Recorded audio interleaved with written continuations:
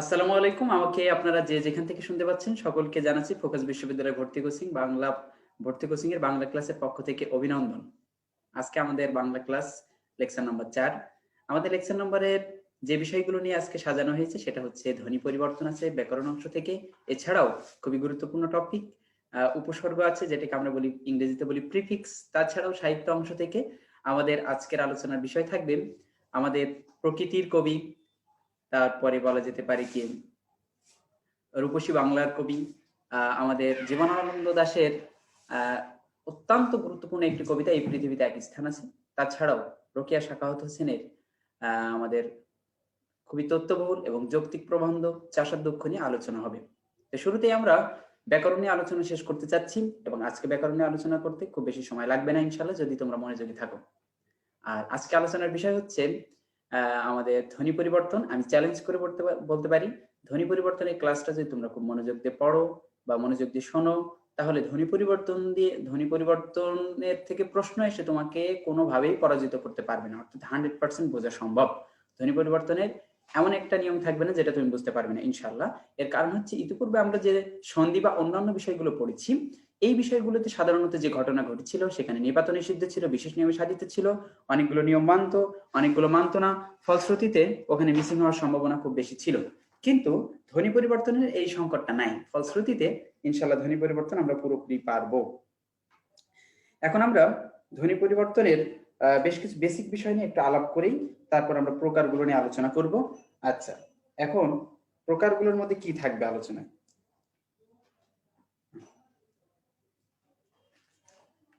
আচ্ছা, ধ্বনি পরিবর্তন বলতে আমরা বুঝি কি, সেটা হচ্ছে এক্ষেত্রে খুব সুন্দর কথা আছে। ডক্টর মোহাম্মদ শহীদুল্লাহ একটা অভিমত ব্যক্ত করেন যে 30 মাইল যদি একটা জায়গা থেকে আরেকটা জায়গার দূরত্ব যদি 30 মাইল বা তার থেকে বেশি হয়, তাহলে ভাষার ভিতরে একটা পরিবর্তন আসে, অর্থাৎ সেটা ধ্বনি পরিবর্তনের রূপ নেই। এই জন্য আমরা দেখতে পাই আমাদের বাসা থেকে আমাদের খালার বাসা, মামার বাসা বা ফুপুর বাসা যদি আমরা দেখতে পাই যে কখনো কখনো 30 মাইল বা তার থেকে বেশি দূরে হয়, তাহলে আমাদের ভাষার মধ্যে একটা পরিবর্তন আসে। এই এই জন্য আমরা দেখতে পাই যে একটা জেলা থেকে আরেকটা জেলা, পাশাপাশি ডিস্ট্রিক্ট বা একই জেলার একটা প্রান্ত থেকে অন্য প্রান্তের ভাষাও ঠিক মতো মিলছে না। এই দূরত্ব যদি টেকনাফ থেকে তেঁতুলিয়া চলে যায় এবং রূপসা থেকে পাথুরিয়া চলে যায়, তাহলে কখনো কখনো উচ্চারণের মধ্যে বলা যেতে পারে যে পুরোপুরি উল্টায়ও যেতে পারে উচ্চারণ। সেটা কেমন হতে পারে? আমরা যদি এখন একটু চলে যাই, আমরা যদি চট্টগ্রামে চলে যাই, আমরা চট্টগ্রাম সি বিচে যাব না, বাট ওখানকার স্থানীয় মানুষের সাথে একটু কথা বলতে যাব। আমরা একটু কথা বলতে গেলাম, গিয়ে জিজ্ঞাসা করলাম যে আপনারা বলুন তো খবর।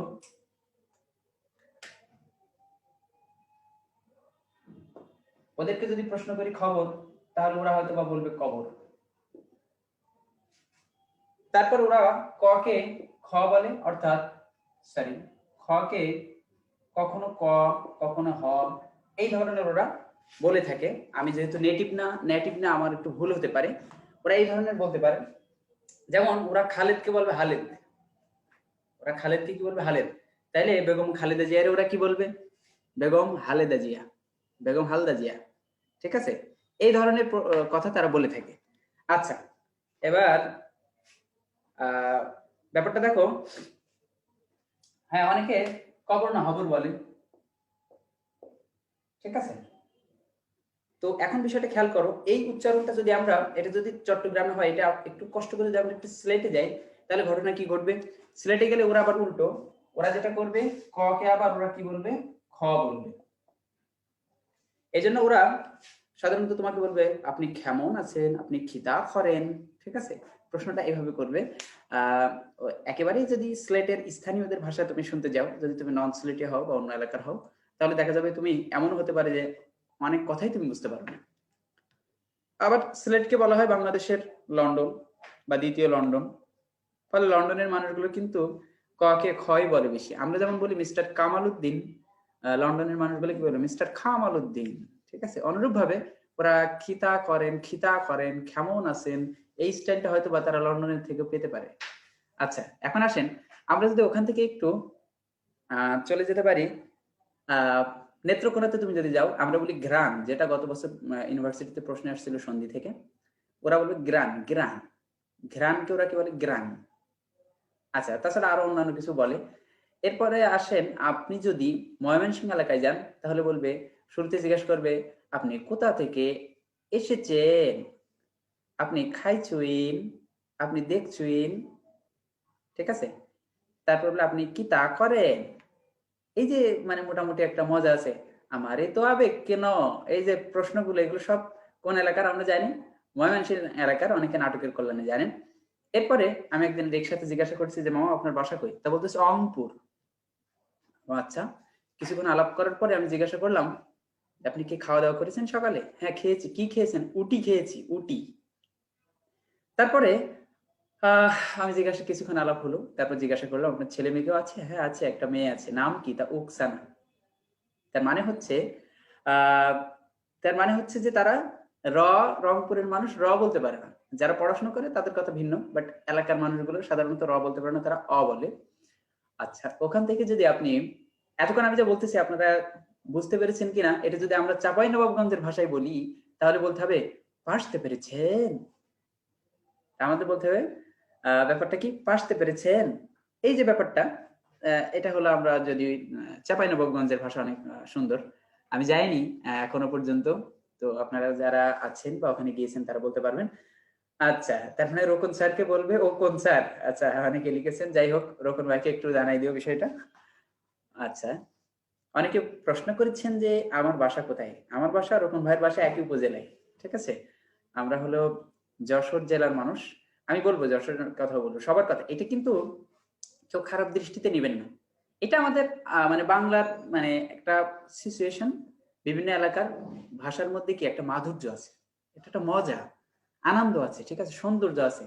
মনে রাখবেন, সব সময় সবাই যদি একই রকম হতো, মনে করেন আরএফএল কোম্পানির একই রকমের পণ্য হয়ে যেত সব, কিন্তু আল্লাহ তাআলা মানুষকে ডাইভার্সিটিতে সৃষ্টি করেছেন, বৈচিত্র্যের মধ্য দিয়ে। আর এটার মধ্যে আছে আলাদা রকমের আনন্দ, যাতে একে অপরের সাথে কি পরিচিত হতে পারে, আলাপ তুলতে পারে, ঠিক আছে? যাই হোক, সেটা আলাদা প্রসঙ্গে আমি যাচ্ছি না। ওখান থেকে আমরা চলে গেলাম চুয়াডাঙ্গা বা মেহেরপুর এলাকায়। চুয়াডাঙ্গা বা মেহেরপুর এলাকায় গিয়ে দেখলাম, চুয়াডাঙ্গা বা মেহেরপুর এলাকায় যেটা দেখলাম সেটা হচ্ছে ওখানকার মানুষ আহ যে কোনো শব্দের সাথে একটা রস্বই যোগ করে কথা বলে, ঠিক আছে? খুবই ইন্টারেস্টিং। আমরা যদি বলি কাজটি করব, ওরা বলবে কাজটি কইরবো, দেখবো, চইলবো, বইলবো, ঠিক আছে? তার মানে বইলবো একটা রস্বই ওর ভিতরে যোগ করে তারপর ওরা কথা বলবে।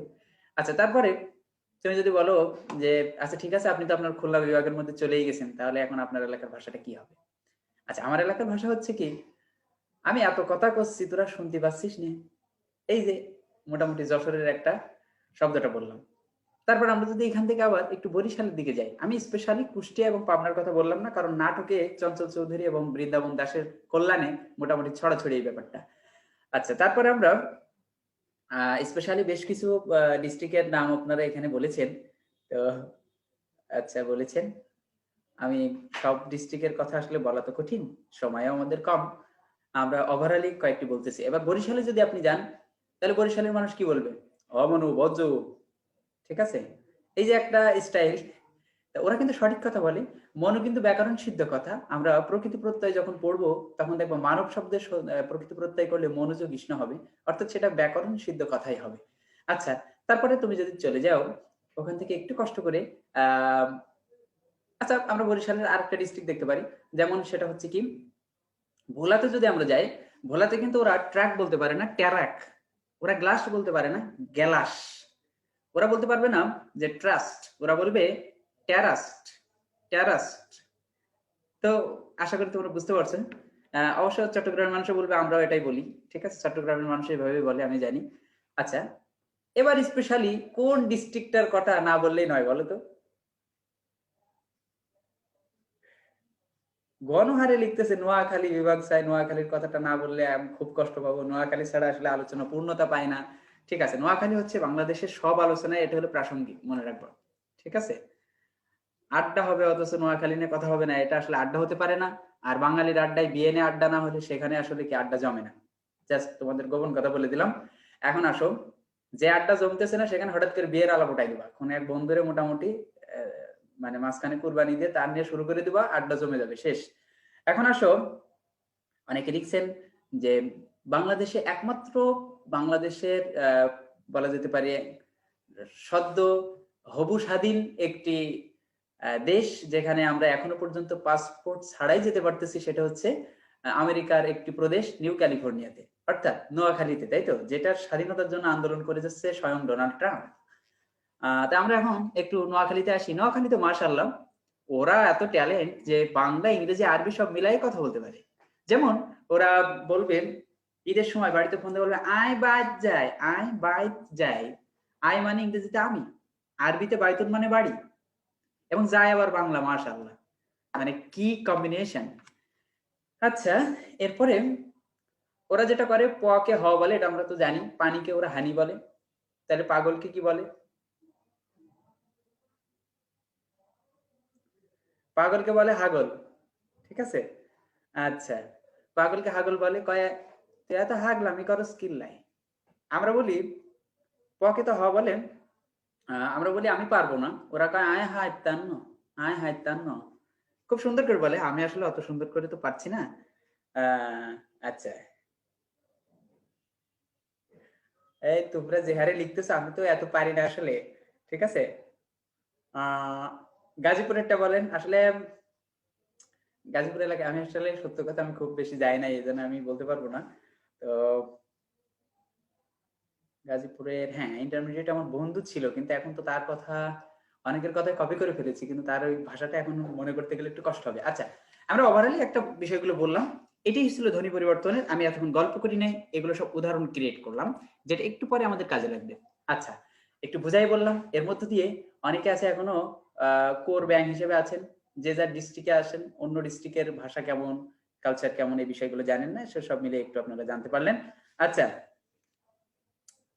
এখন আসেন আহ পেঁপেকে কি বলে? সম্ভবত নোয়াখালীতে পেঁপেকে ফেপে বলে। কে ওরা ফও কিন্তু বলে, পানিরে ফানিও পায় মাঝে মধ্যে। ঠিক আছে? আচ্ছা, আপু আমরা বলি না আপু, ওরা কি বলে? আফু। ঠিক আছে?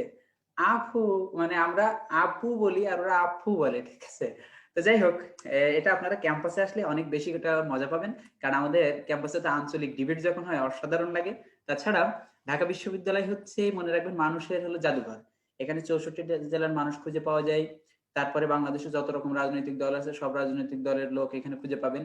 যত রকমের ধর্মীয় মাজার আছে মাজার গ্রুপ খুঁজে পাবেন। যত রকমের আপনার কি চিন্তা চেতনা, মানে কি বলা যেতে পারে, দুনিয়ার না, মোটামুটি বাংলাদেশে যত স্টাইলের মানুষ বসবাস করে সব এই জাদুঘরটা হলো আমাদের ঢাকা বিশ্ববিদ্যালয়। ফলে এখানে আসেন, আপনি আনন্দ পাবেন। বৈচিত্র্য আছে, এই বৈচিত্র্যটা যদি আপনি ঠান্ডা মাথায় একটু এটা নিয়ে একটু বোঝার চেষ্টা করেন, আরো আনন্দ পাবেন। যাই হোক, এই বিষয়ে আমি আর কথা বলতে চাচ্ছি না। আমি কথা বলতে চাচ্ছি যে কেন ধ্বনি পরিবর্তন হয়। ধ্বনি পরিবর্তন হয় হচ্ছে ভৌগোলিক দূরত্ব থাকার কারণে। কারণ একটা সময়, ইংরেজদের সময় বা তার আগে একটা সময় স্বয়ংসম্পূর্ণ গ্রাম ব্যবস্থা ছিল। একটা গ্রামে দেখবেন সবকিছু ছিল। কৃষকরা ধান উৎপাদন করতো, তাঁতিরা কাপড় উৎপাদন করতো, তারপরে এক একজনের এক এক রকম কামার কুমার সবকিছু দেওয়া ছিল। ফল কারণ কি, যোগাযোগ ব্যবস্থা ভালো ছিল না। একটা সময় আমাদের অনেক বেশি খালবিল ছিল, একটা জায়গা থেকে আরেকটা জায়গায় যেতাম না। অর্থাৎ ওই এলাকার মানুষ ওই এলাকায় যে ভাষাটা ক্রিয়েট হয়েছে ওটা নিয়ে পড়ে থাকতো। ফলশ্রুতিতে অন্য এলাকার সংস্কৃতির সাথে খুব বেশি মিশতো না। এখন যোগাযোগ ব্যবস্থা ভালো হয়েছে, এজন্য আর বিশেষ করে ইন্টারনেটের কল্যাণে এখন তো সবকিছু আমরা জানতে পারতেছি। ফলে এখন এই পরিবর্তনটা আসতেছে। তো মূল পরিবর্তন, ধ্বনি পরিবর্তন হওয়ার কারণ হচ্ছে ভৌগোলিক দূরত্ব, জিহ্বার জড়তা। অনেকে ইচ্ছা করলেও সে সঠিক করে বলতে পারবে না। আবার আরেকটা বিষয় কি, আরেকটা বিষয় হচ্ছে যে যে শিক্ষা মানুষকে মধ্যে এই মানে পরিবর্তনটা কমিয়ে আনতেছে আস্তে আস্তে। যেমন এখনো এলাকার যারা অশিক্ষিত তারাই কিন্তু আঞ্চলিক ভাষাটা ধরে রেখেছে, বাট যারা পড়াশোনা করে তারা কিন্তু প্রমিত উচ্চারণ চলে আসছে। তো এই ছিল মোটামুটি বেশ কিছু কথা। এখন যেটা খেয়াল করতে হবে সেটা হচ্ছে যে ধ্বনি পরিবর্তনটা আমরা এখন যেটা বলেছি এই উদাহরণগুলো পরীক্ষায় আসতে পারে, বাট পরীক্ষায় আসলে ধ্বনি পরিবর্তনের কোনটা কোন নিয়মে পড়ে এইটা পড়ার জন্য কিন্তু আমাদের আজকে ক্লাস। তো আজকে সেই মূল কাজটা আমরা করতে চলেছি। ধ্বনি পরিবর্তনে মনে রাখতে হবে দুইটা প্যাটার্নে আমাদের ধ্বনি পরিবর্তন হয়ে থাকে। সেটা হচ্ছে আমরা জানি আমাদের ধ্বনিটাই দুই ভাগে বিভক্ত, একটা হলো স্বরধ্বনি আর একটা হলো ব্যঞ্জন ধ্বনি। স্বরধ্বনি লিখিত রূপটাই স্বরবর্ণ এবং ব্যঞ্জন ধ্বনি লিখিত রূপটাই ব্যঞ্জন বর্ণ। ফলশ্রুতিতে আমরা যদি কোনো একটা স্বরবর্ণের পরিবর্তন ঘটায় যদি কোনো শব্দ বলি, তাহলে সেটা স্বরধ্বনির পরিবর্তন হবে। আর যদি ব্যঞ্জন বর্ণের পরিবর্তন ঘটায় কোনো শব্দের উচ্চারণ করি, তাহলে সেটা হবে ব্যঞ্জন ধ্বনির পরিবর্তন। এই কায়দায় পরীক্ষা আসবে না। পরীক্ষায় আমরা জাস্ট বলে নিলাম যে আমাদের দুই ধরনের পরিবর্তন হয়ে থাকে। আচ্ছা, শুরুতে আমরা স্বরধ্বনির গুলো দেখতে সহজ, কিন্তু ব্যাপারটা জটিল। দেখবা আমার ক্লাসটা তোমরা খুব মনোযোগ দিয়ে করবা। আমি তোমাদের কাছে এই জন্যই বলতেছি এর কারণ হচ্ছে তোমাদের কাছে মনে হতে পারে যে এই ব্যাপারগুলো তো পারি, একেবারে সিম্পল, বাট না। আমি যখন মডেল টেস্ট করব তখন দেখবা তোমরা অনেকেই পারতেছো না। বিশ্বাস করো। এই জন্য আমি যেভাবে বলি, কখনো ধীরে কখনো ফ্লুয়েন্সির সাথে, তো সেগুলো তোমরা খুব ঠান্ডা মাথায় ক্লাসটা উপভোগ করবে, এটা আমার রিকোয়েস্ট। কারণ হচ্ছে একটা টপিক আমরা আজকেই বলবো কি, আজকে পড়ার পরে যেন বারবার এই টপিকটা আমাদের পড়তে না হয়, অর্থাৎ ভালো মতো আমরা শেষ করতে চাই ইনশাল্লাহ। সবাই বলি ইনশাল্লাহ। তাহলে আমরা শুরু করতে পারি। আমি আগেই বলেছি আমি একটু আজকে ঘুমহীন রাত কাটিয়েছি, ফলশ্রুতিতে মাঝে মধ্যে একটু চা খাবো, কিন্তু আমি আপনাদেরকে ঢেলেও দিতে পারবো না, আবার আপনাদের সামনে খাওয়াটা আমি পছন্দ করি না। আমি আজকে মনে হয় জীবনে প্রথম, ফোকাসের 5 বছর শিক্ষকতা জীবনে প্রথম বলা যেতে পারে কি ক্লাসের মধ্যে চা আনতে বলেছি। তো যাই হোক, সেটা হলো আপনাদের যাতে করে আমার কোনোভাবেই ঘুম বা অন্যমনস্কতা না হয়, একটু সজীবতা থাকলে আপনাদের জন্য ভালো হবে, এই আর কি। তো যাই হোক, এখন আমরা শুরু করতে যাচ্ছি। আপনারা একটু দেখেন, আমি এখন লিখে ফেলি, তারপর বোঝাতে খুব সহজ। লিখে ফেললে বোঝানো খুব সহজ হবে, তাকে লিখে ফেলি। সাপি, থ্যাংক ইউ। নতুন কলম।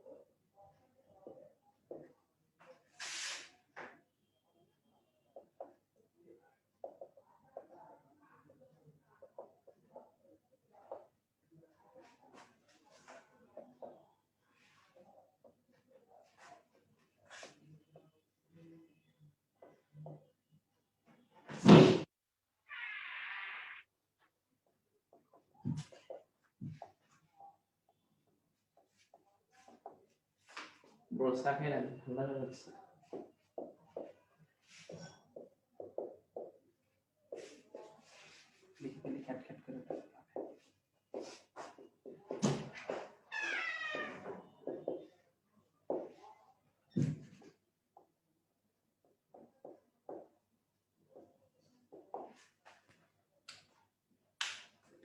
আচ্ছা,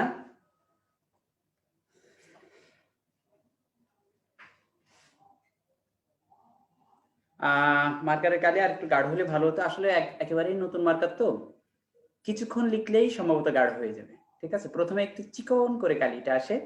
আহ, ধন্যবাদ স্যার, আপনি চাটা খেতে পারেন, আমরা চক্ষু বন্ধ করে রাখবো। আচ্ছা ঠিক আছে, তোমরা এটা একটু দেখো, আমি চাই তাহলে একটু চমক দিয়েই দিই।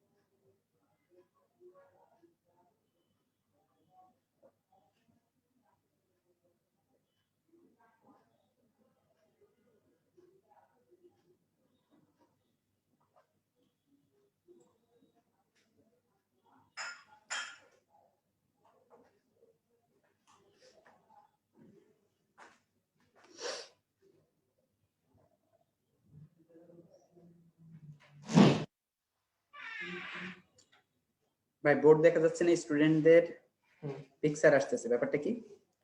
হয় এই যে লিখতেছে বোর্ড দেখা যাচ্ছে না স্টুডেন্টদের। আচ্ছা, তো খেয়াল করুন, আমরা পিছনে বেশ কিছু লেখা আমাদের শেষ অলরেডি, অনেকে এতক্ষণ উঠিয়ে নিচ্ছিলেন, ওঠানো শেষ, এখন আমাদের বোঝার পালা। আমি আবারও কথাটা রিপিট করে নিচ্ছি, যে ব্যাপারগুলো আমি যখন বোঝাবো তখন আপনাদের মনে হতে পারে যে ভাইয়া এটা দুইবার না বললেও হতো, এটা হচ্ছে আমি বুঝি এমনিতেই, অনেকে ভাবতে পারেন। তারপর আমি চ্যালেঞ্জ দিয়েই রাখতেছি, আমার বোঝানো হবে, আপনি নিজেও পারেন, তারপরও আপনারা অধিকাংশই অন্তত একটা দুইটা হলো ভুল করবেন। তার মানে কেন ভুল করেন? আপনারা যত সহজ করে দেখেন, এই স্বরধ্বনির পরিবর্তনের এই ব্যাপারগুলো মাঝে মধ্যে একটু জটিল হয়ে যায়। ফলশ্রুতিতে আপনারা একটু মনোযোগ দিয়ে দেখেন। শুরু করতেছি। শুরুতে টপিক দেখেন, আপনি শিটে যদি দেখেন তাহলে আপনি দেখতে পারবেন যে শিটে আপনার অনেকগুলো টপিক করছে, আমি দুইটা মূল প্যাটার্নে ভাগ করে ফেলেছি। সেটা কি? স্বরাগম আর স্বরলোপ। স্বরাগম বলতে আমরা কি বুঝি? স্বরাগম বলতে হচ্ছে যে স্বরটা ছিল না সে নতুন করে আসলে তাকে আগমন বলে। খেয়াল করেন, একজন ব্যক্তি ঘরের মধ্যে ছিল, একটুখানি বের হলো, আবার যদি তিনি আসেন তাহলে আমরা তাকে কি বলি বলেন তো? সে কি আগমন করেছে নাকি প্রত্যাবর্তন করেছে? আপনারা অবশ্যই বলবেন সে তো প্রত্যাবর্তন করেছে, তার মানে ফিরে এসেছে। বাট যে ব্যক্তি আমাদের কাছে ছিল না সে যদি এখন আসে তাকে আমরা কি বলবো? একজন মানুষের আগমন ঘটেছে। আমাদের এখানে একজন মানুষের আগমন ঘটেছে। তার মানে কি? আগম মানে আগমন। স্বরাগম বলতে এমন একটা স্বর আসবে যেটা কখনোই ছিল না, নতুন করে যদি কোনো স্বর এসে শব্দে যুক্ত হয় উচ্চারণের সুবিধার্থে, তাহলে সেটাকে আমরা বলবো স্বরাগম। এইটা তিন প্রকার। কারণ হচ্ছে আমাদের এক একটা শব্দের তিনটা পার্ট আছে। অর্থাৎ শব্দের শুরুতে যদি আসে সেটাকে বলি আদি স্বরাগম, শব্দের মাঝখানে আসলে মধ্য স্বরাগম, শব্দের শেষে আসলে অন্ত স্বরাগম। আচ্ছা, এখন সেটা কিভাবে আমরা একটা একটা করে উদাহরণ দিয়ে বোঝার চেষ্টা করি। আচ্ছা, খেয়াল করো, সেটা হচ্ছে আমরা যদি কোনো ভুল করি, আমার বাবা কি বলে, এত বড় স্পর্ধা, তুমি এটা আমাকে না জানিয়ে করলে। আবার একই সাথে ওই একই বকাটা মা যখন দেয় তখন কি বলে, এত বড় আস্পর্ধা, তুমি আমাকে বিষয়টা জানালে না। এত বড় আস্পর্ধা, আরেকজন বলছে স্পর্ধা। খেয়াল করেন, আমরা দেখতেই পারি স্পর্ধা এবং আস্পর্ধা একই কথা বোঝাচ্ছে। আস্পর্ধার ভিতরেও দেখেন স্পর্ধাটা আছে, কিন্তু ঘটনা কি ঘটলো, যে দেখেন এই জায়গায় নতুন করে একটা স্বর এসেছে। সেটা কোথায় এসেছে? আ স্বরটা, আ ধ্বনিটা দেখেন এসেছে হচ্ছে প্রথমে এসেছে। যেহেতু প্রথমে এসেছে সেজন্য সেটাকে আমরা বলছি আদি স্বরাগম। আপনি বলতেছেন আমি স্কুল থেকে আসলাম, আর আপনার মুরব্বী দাদা বলতেছে হ্যাঁ তুই স্কুলে গিয়েছিলি, স্কুলে। তার মানে কি? স্কুল আর স্কুল, দেখেন এখানে একটা রস্য নতুন করে যুক্ত করেছে মুরব্বী, ফলশ্রুতিতে সেটা হয়ে যাচ্ছে আদি স্বরাগম। আশা করি বিষয়টা বুঝতে পেরেছেন। খুব থ্যাংক ইউ জয় দাস, আমি তোমাকে চিনি, গতদিনে তুমি কমেন্টস করতেছিলাম। অনেকে চ্যালেঞ্জ গ্রহণ করেছেন, আমি এই জন্য আমার কাছে ভালো লাগতেছে যে চ্যালেঞ্জ গ্রহণ করার অর্থ হলো সে অনেক মনোযোগ দিয়ে ক্লাস করবে, আর আমার কাছে এটাই প্রত্যাশিত। ওকে, এখন আসেন এরপর আসেন মধ্য স্বরাগম। মধ্য স্বরাগমে কি হবে? যদি মাঝখানে কোনো স্বর আসে সেটাকে আমরা কি বলবো? মধ্য স্বরাগম। আচ্ছা, সেটা কি দেখেন, আজ, আইজ। খেয়াল করেন, আজ যখন বলতেছি তখন কিন্তু কোনো স্বর মাঝখানে ছিল না, যখন আইজ বললাম নতুন করে রস্যের উৎপত্তি হলো। যেহেতু সে নতুন করে এসেছে সেজন্য এটাকে আমরা বলছি, এবং সেটা মাঝে এসেছে এই জন্য মধ্য স্বরাগম। যেমন ওই যে আমি বলছিলাম চুয়াডাঙ্গা বা মেহেরপুরের মানুষগুলো বলে কাজটি করবো না, বলে কাজটি কইরবো। এখানে দেখেন ওরা রস্যই যুক্ত করেছে মাঝখানে, বইলবো, চলবো, দেখবো। এই যে মাঝখানে রস্যই নিয়ে আসলে এইগুলোকে আমরা বলতেছি মধ্য স্বরাগম। আশা করি আপনাদের কাছে বিষয়টা ক্লিয়ার। এখন আসেন, যে বিষয়টা খেয়াল করতে হবে সেটা হচ্ছে মধ্য স্বরাগমের আরো দুইটা নাম আছে, সেটা হচ্ছে বিপ্রকর্ষ এবং স্বরবর্তী। আরো আপনারা জেনে রাখেন যে ঢাকা বিশ্ববিদ্যালয়ে মধ্য স্বরাগম বলে যত না পরীক্ষায় প্রশ্ন এসেছে তার থেকে বেশি প্রশ্ন এসেছে নিচের কোনটি বিপ্রকর্ষের উদাহরণ, নিচের কোনটি স্বরভক্তির উদাহরণ। তার মানে হচ্ছে বিকল্প নামটা খুবই গুরুত্বপূর্ণ, আপনাদেরকে মনে রাখতে হবে। এখন আসেন, মধ্য স্বরাগমে ব্যাপার কি এতটুকুই শেষ নাকি আরো আছে? আমি সরলভাবে আদি স্বরাগম, মধ্য স্বরাগম এবং অন্ত স্বরাগমটাকে শেষ করাইনি, তারপরে মধ্য স্বরাগমের আরো কিছু বক্তব্য আছে সেটা আমি আপনাদেরকে বলবো। এখন খেয়াল করেন, অন্ত স্বরাগম বলতে কি শেষে যদি কোনো স্বর যুক্ত হয় সেটাকে আমরা বলি অন্ত স্বরাগম। যেমন আজ থেকে আজই, খুব খেয়াল করেন, এখানে ছিল আজ থেকে আইজ, এখানে মাঝখানে রস্যই আসছে এজন্য মধ্য স্বরাগম, এখানে দেখেন শেষে রস্যই আসছে সেজন্য অন্ত স্বরাগম। আরেকটা বিষয় বলি, আমি প্রত্যেক ক্লাসে যে কথাটা বলতেছি সেটা হচ্ছে যে স্বরের উচ্চারণ সবসময় সরি কারের উচ্চারণ বর্ণের পরে হয়। আবারও বলছি, কারের উচ্চারণ বর্ণের পরে হয়। আচ্ছা, মনে আছে তো? আশা করি মনে আছে। ফলশ্রুতিতে এখানে যে রস্যই দেখেন, এইটা হচ্ছে লাউ আর এটা হচ্ছে কদু। আপনাদের আশা করি এই জিনিসটা মনে আছে। আমার স্টুডেন্ট হিসেবে এই তথ্যটা আপনাদের জানা উচিত।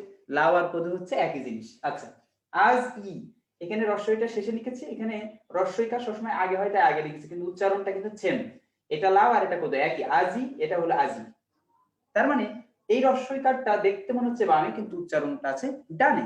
আচ্ছা, খেয়াল করুন তাহলে মূল এই যে এখানে আমরা কি এই যে চিহ্নটা দিচ্ছি যে এটা থেকে এটাই রূপান্তরিত হয়েছে।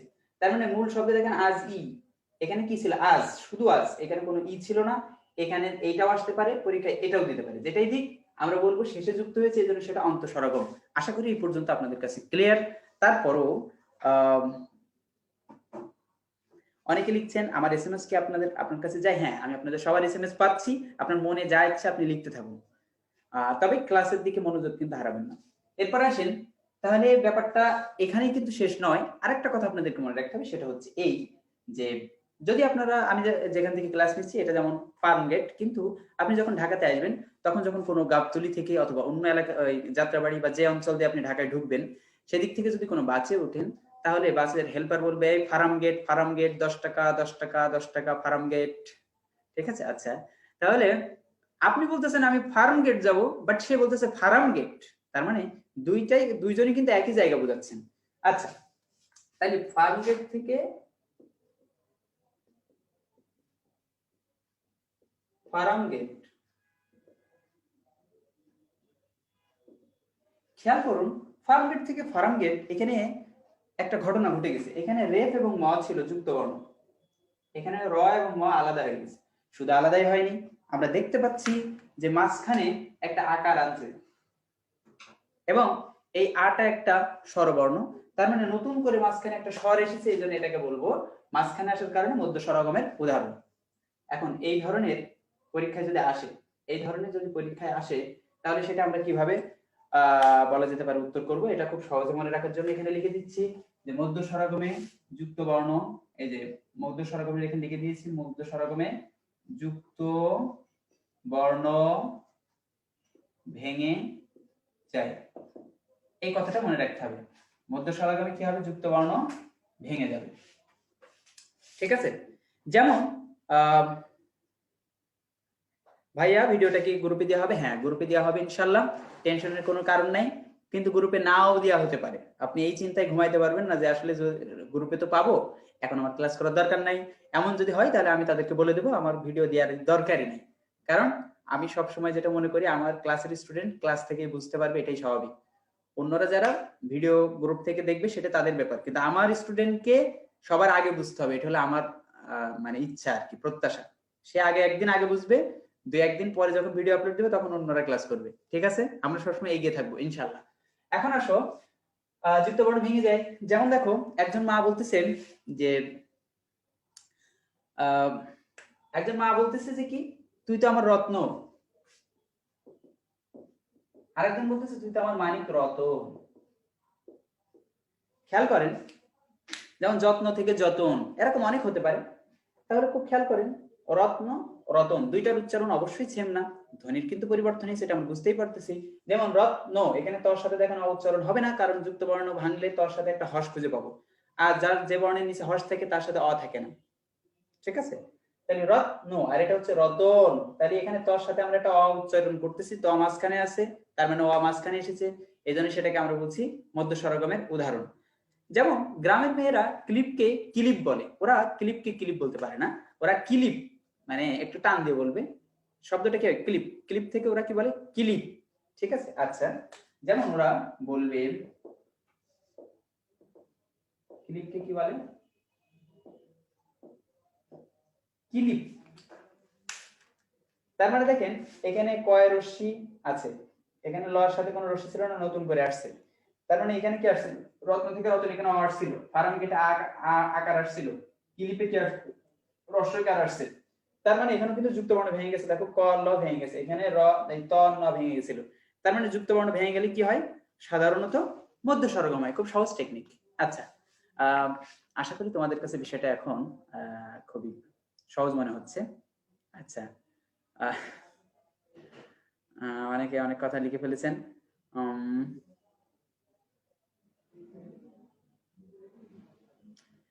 এখনো যারা আমার নাম জিজ্ঞাসা করেন, আমি আপনাদের এই কথা যখন জিজ্ঞাসা করেন, আমি কষ্টে মনে হয় যে কচু গাছে গলায় দড়ি দিয়ে মারা যায়। ঠিক আছে, আমার এটা মনে হয় আর কি। কারণ আমি ফোকাসে সেই ফ্রি ক্লাস, পেজের ফ্রি ক্লাস নেওয়া থেকে আমি মাঝে মধ্যে উদয় হই, মাঝে মধ্যে ক্লাস নিই, সবসময় হয়তো নেওয়া হয় না। তারপর আমার নামটা এভাবে জিজ্ঞাসা করতেছেন, আমি একেবারে নগণ্য, আমার নাম কোনো কেউ চিনে না ভালো, আমার নাম আল আমিন। ঠিক আছে, আচ্ছা, তো পোলাপান এবার শুরু করছে। তানভীর, তুমি আমার মৃত্যু দেখে কি খুশি হইবা? হ্যাঁ, কয় যে স্যার ভুলেও আপনি কচু গাছে গলায় দড়ি দিবেন না, দয়া করে নারিকেল গাছে গলায় দড়ি দেন। ভয় পাওয়ার কারণে আমি নারকেল গাছে উঠতে পারি, ছোটবেলায় উঠেছি, অনেকদিন উঠি নাই, এখন পারবো কিনা আমি জানি না। ঠিক আছে, আচ্ছা যাই হোক, আমরা মাঝে মধ্যে একটু কি একটু মজা করে নিচ্ছি। আশা করি তার তার অর্থেই না মজার মধ্যে কেউ ডুবে যাবে না। এটা হচ্ছে কি, মাঝে মধ্যে আমরা হয়তো বা একটু অন্যদিকে মনোযোগ নিয়ে আমাদের অন্যদিকে যাচ্ছে। আচ্ছা, কি লিখেছেন? হ্যাঁ, অনেকে লিখছেন মেসেজ যায় কিনা। ঠিক আছে, হ্যাঁ মেসেজ যায়, মেসেজ আসতেছে, সমস্যা নেই, আপনার মেসেজ আমরা পাচ্ছি। নামগুলো খুব দ্রুত চলে যাচ্ছে তো। আচ্ছা, খেয়াল করেন। আচ্ছা, এই পর্যন্ত কি ক্লিয়ার? দেখেন তো আপনারা বুঝতে পারছেন কিনা। আবার বলি, স্বরগম মানে কি? নতুন স্বরের আগমন হবে। সেটা যদি শব্দের শুরুতে হয় তাহলে সেটা আদি স্বরগম, শব্দের মাঝখানে আসলে মধ্য স্বরগম এবং শেষে আসলে অন্ত স্বরগম। সেক্ষেত্রে যদি যুক্ত বর্ণ ভেঙে যায় সাধারণত সেটা মধ্য স্বরগম হয়। শেষ, তিনটা কথা। এইবার আসি স্বরলোপ। যেহেতু আমরা একই বোর্ডে লিখেছি, এর কারণ হচ্ছে এটি ছিল স্বরগম, এটা হচ্ছে স্বরলোপ। তার মানে এখানে আগে ছিল, এখন থাকবে না। আমরা উচ্চারণের সুবিধার্থে কখনো কখনো স্বর উচ্চারণ করব না, এই হচ্ছে কথা। সেটাও তিন প্রকার। তার একটা নাম আছে সম্প্রকর্ষ। তিন প্রকার কি? শব্দের তিনটা জায়গা থেকে ডিলিট হয়। শব্দের শুরু থেকে ডিলিট হলে সেটাকে আদি স্বরলোপ বলবো, শব্দের মাঝখান থেকে চলে গেলে মধ্য স্বরলোপ বলবো, শব্দের শেষ থেকে চলে গেলে সেটাকে আমরা অন্ত স্বরলোপ বলবো। এখন আমরা দেখি, যেমন দেখো, অলাবু থেকে লাবু, সেখান থেকে হয়েছে লাউ। আচ্ছা, অলাবু লাবু লাউ। আমরা এখন এখানে দেখতে পাচ্ছি, দেখো লাবু লাবু ঠিকই আছে, কিন্তু অটা চলে গেছে শুরুতে, এই জন্য সেটাকে বলছি প্রথম থেকে একটা স্বরবর্ণ চলে গেছে, আদি স্বরলোপ। কিন্তু পরীক্ষায় খেয়াল রাখতে হবে শেষ অংশটা আসবে। মনে রাখবা, লাউ এর মূল শব্দটা ছিল অলাবু, এখানে অ চলে গেছে, ব চলে গেছে, কিন্তু শুরুতে গেছে কিন্তু অ। এবং কখনো যদি স্বর এবং ব্যঞ্জন দুইটাই চলে যায়, তাহলে মনে রাখতে হবে স্বর ধারাবাহিকভাবে বর্ণানুক্রমিক ভাবে আগে, এই জন্য সেটাকে আমরা বলবো স্বরলোপ। সেটা যদি শুরু থেকে যায় আদি স্বরলোপ, মাঝখান থেকে গেলে মধ্য স্বরলোপ এবং শেষ থেকে গেলে অন্ত স্বরলোপ বলবো। আশা করি এটা তোমরা বুঝতে পারছো। আচ্ছা, যেমন উদ্ধার থেকে উধার, তারপর হচ্ছে ধার। আমরা যদি উদ্ধারের সাথে ধার ই করি তাহলে শুরু থেকে দেখবো রস্যুটা চলে গেছে, ফলশ্রুতিতে সেটাকে আমরা বলবো আদি স্বরলোপ। মধ্য স্বরলোপ আমরা দেখো জানালাকে কি বলি? দেখো জানালাকে কি বলি? জানলা। দ্রুত বলার সময় কি বলি? জানালা, কিন্তু অনেকেই সুন্দর করে বলে না। আচ্ছা, শুধু ওই গানে যখন বলে কি জানো, সব কটা জানালা খুলে দাও না, তখন আমরা একটু শুদ্ধ করে বলি। কিন্তু সাধারণত আমরা কি বলি? এই জানলার পর্দাটা সরাও, এভাবে বলি। ঠিক আছে, তার মানে জানালা, আর এই যে হয়ে গেল জানলা। তার মানে কি দাঁড়ালো? এখান থেকে এই আটা চলে গেছে, মাঝখান থেকে চলে গেছে, এই জন্য সেটাকে বলছি মধ্য স্বরলোপ। আচ্ছা, এবার দেখো অন্ত স্বরলোপ। আশাকে আবার কি বলে? আশ। আশাকে কি বলে? আশ। কখন? আহ সেটা বলা যেতে পারে যে কবিতায় সাধারণত রবীন্দ্রনাথ বা অনেক কবি এটা লিখেছেন, হৃদয় মানে ছন্দ মেলানোর জন্য শেষে যদি আশা লেখে তাহলে ছন্দ মিলতেছে না, তখন আশাকে ওরা আশ বলে।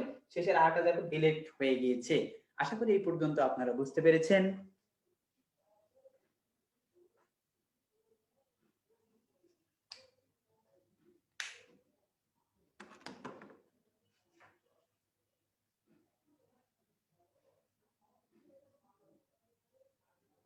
ভাইয়া বিপ্রকর্ষটা একটু বলবেন? তার মানে বিপ্রকর্ষ যা মনে রাখবেন, আহ কিভাবে বোঝাই?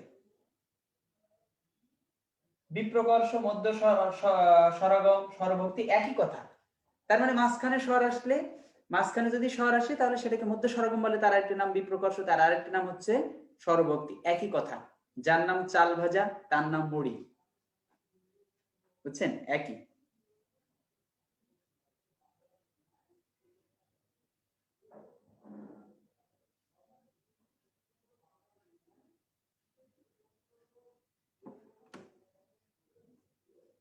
অনেকে অনেক রকমের প্রশ্ন ছুড়েছেন, এখন এগুলোর কথা বলা যাবে না।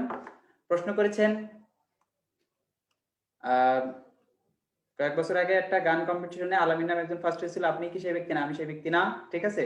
সেটা ছিল আলামিন সাদ, সেও আমার বন্ধু প্রতিম, আমিও তার ভক্ত আর কি, ঠিক আছে।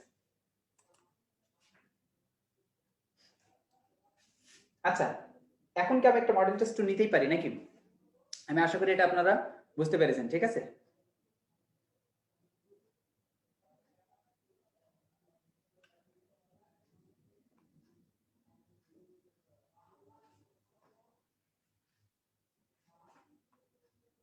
আচ্ছা, আপনারা প্রশ্ন করুন, এত অযথা আমার আমার প্রশংসা করে আপনারা লস করেন না।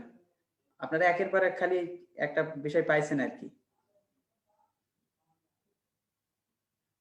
হ্যাঁ হ্যাঁ, মধ্য সরল স্বরলোপকে কি একইভাবে বিপ্রকর্ষ স্বরভক্তি বলা যাবে? না, মধ্য স্বরলোপের কোন নাম নেই, শুধু জাস্ট মধ্য স্বরাগমের নাম আছে, আরো দুইটা নাম আছে, এগুলোর কোনো নাম নেই, টেনশনের কারণ নেই। স্বরলোপের নামটা হলো সম্প্রকর্ষ, বাট সেটা আদি মধ্য এবং অন্তের, এছাড়া আর নাম নেই। আশা করি বিষয়টা ক্লিয়ার। আমি তোমাদেরকে অন্য কাজে ঘোরাচ্ছি, দাঁড়াও। তোমরা অনেক আমার প্রশংসা করে অনেক বিষয়ে কমেন্টস করতেছো, তো এটা তোমাদের দিতেছি, দাঁড়াও। এখন একটা মডেল টেস্ট হবে, ঠিক আছে। মডেল টেস্টে দেখা যাক কে কয়টা পারে। আমি কিন্তু আগে চ্যালেঞ্জ দিয়েছিলাম, এখন দেখি কে কয়টা পারে। তার মানে এখন তোমাদের ব্রেন আমি অন্যদিকে ঘুরাই দিতেছি, দাঁড়াও, খেয়াল করো।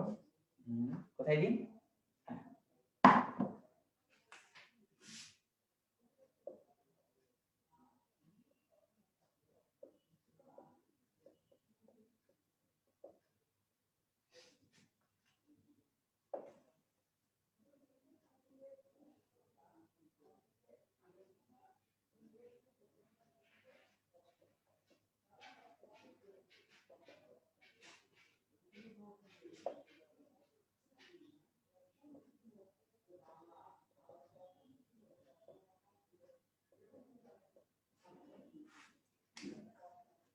3টা লিখেছি, আপনারা জাস্ট কি 1 নাম্বার দিয়ে লিখবেন, এটা কি 2 নাম্বার দিয়ে লিখবেন, 3 নাম্বার দিয়ে লিখবেন। প্রথমেই জিজ্ঞাসা করতেছি 1 নাম্বারটা সবাই গণহারে উত্তর দিন, 1 লিখে তারপর উত্তর দিন। শোনেন, প্রশ্ন উত্তর দিতেছেন, সবসময় ক্লাস করার সময় অনেকে ঘুমাই যেতে পারেন, আপনার মাকে পাশে রাখবেন, ছোট ভাই বোন বড় ভাই বোন যে কাউকে পাশে রাখার চেষ্টা করবেন। এর কারণ হচ্ছে এখন থেকে আমি মডেল টেস্ট পরীক্ষা দিব, এবং সেটাই যে কয়টা মিস করবেন, আপনার বড় ভাই বড় বোন মা বাবা ছোট ভাই বোন যারে কাছে পাইবেন তার দিয়ে আপনার কানের নিচে একটা করে চট দিবেন, ঠিক আছে। যেটা ভুল করবেন সেটার জন্য, কারণ আমি তো আর আপনাদের এখন কানের নিচে চট দিতে পারবো না, মুখে মুখে খালি বকতে পারবো।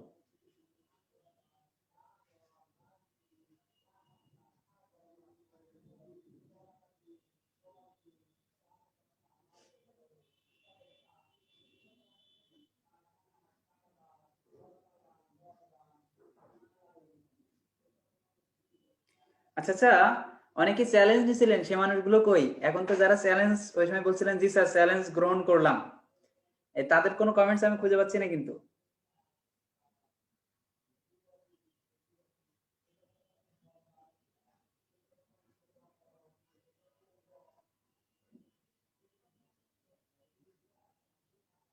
অনেকে চ্যালেঞ্জ নিয়েছিলেন, নাম মনে আছে জয় দাস, তোমার খুঁজে পাচ্ছি না।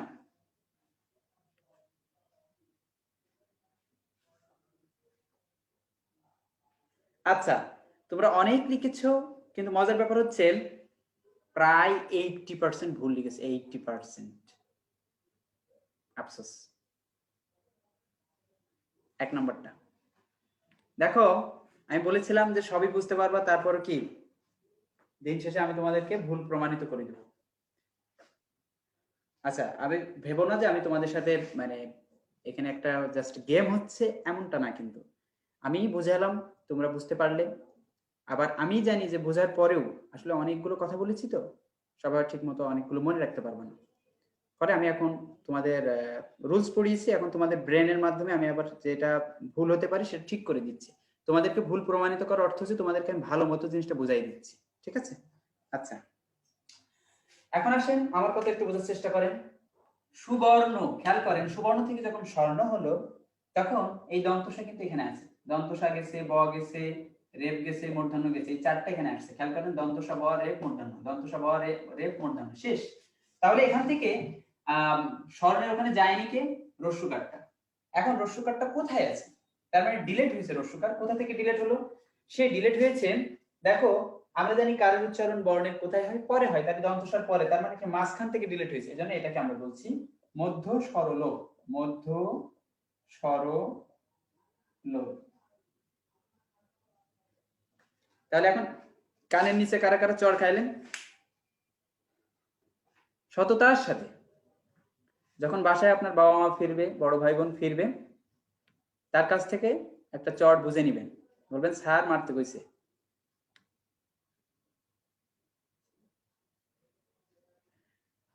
আচ্ছা, এখন আসেন 2 নাম্বারটা। 2 নাম্বারটা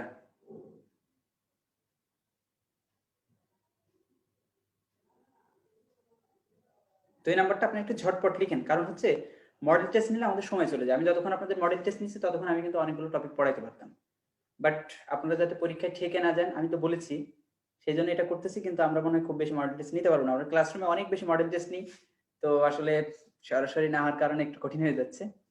তো যাই হোক, এখন দেখো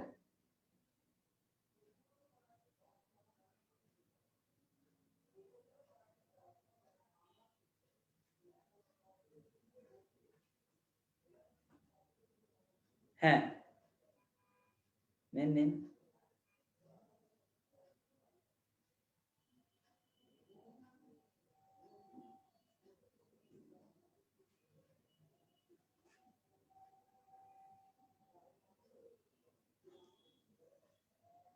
আচ্ছা ঠিক আছে, আপনারা অনেকগুলো উত্তর দিয়েছেন, দেখেন কি হলো, আসলে কি হলো আমরা এবার একটু দেখি নাকি। আচ্ছা,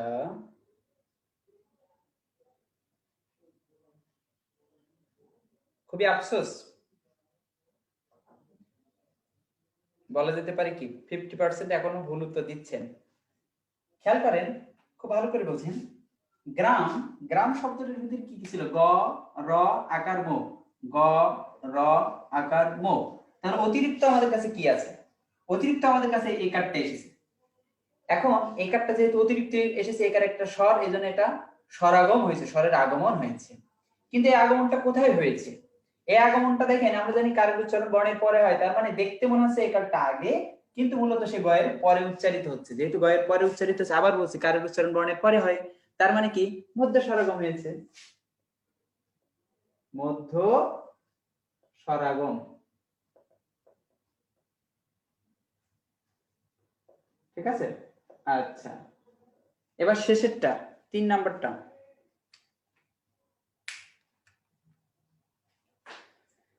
অনেকেই কানের নিচে আরেকটা চর জমা হয়েছে, তো ওইটা বাপের কাছ থেকে খাইলে, এটা মায়ের কাছ থেকে খাবেন।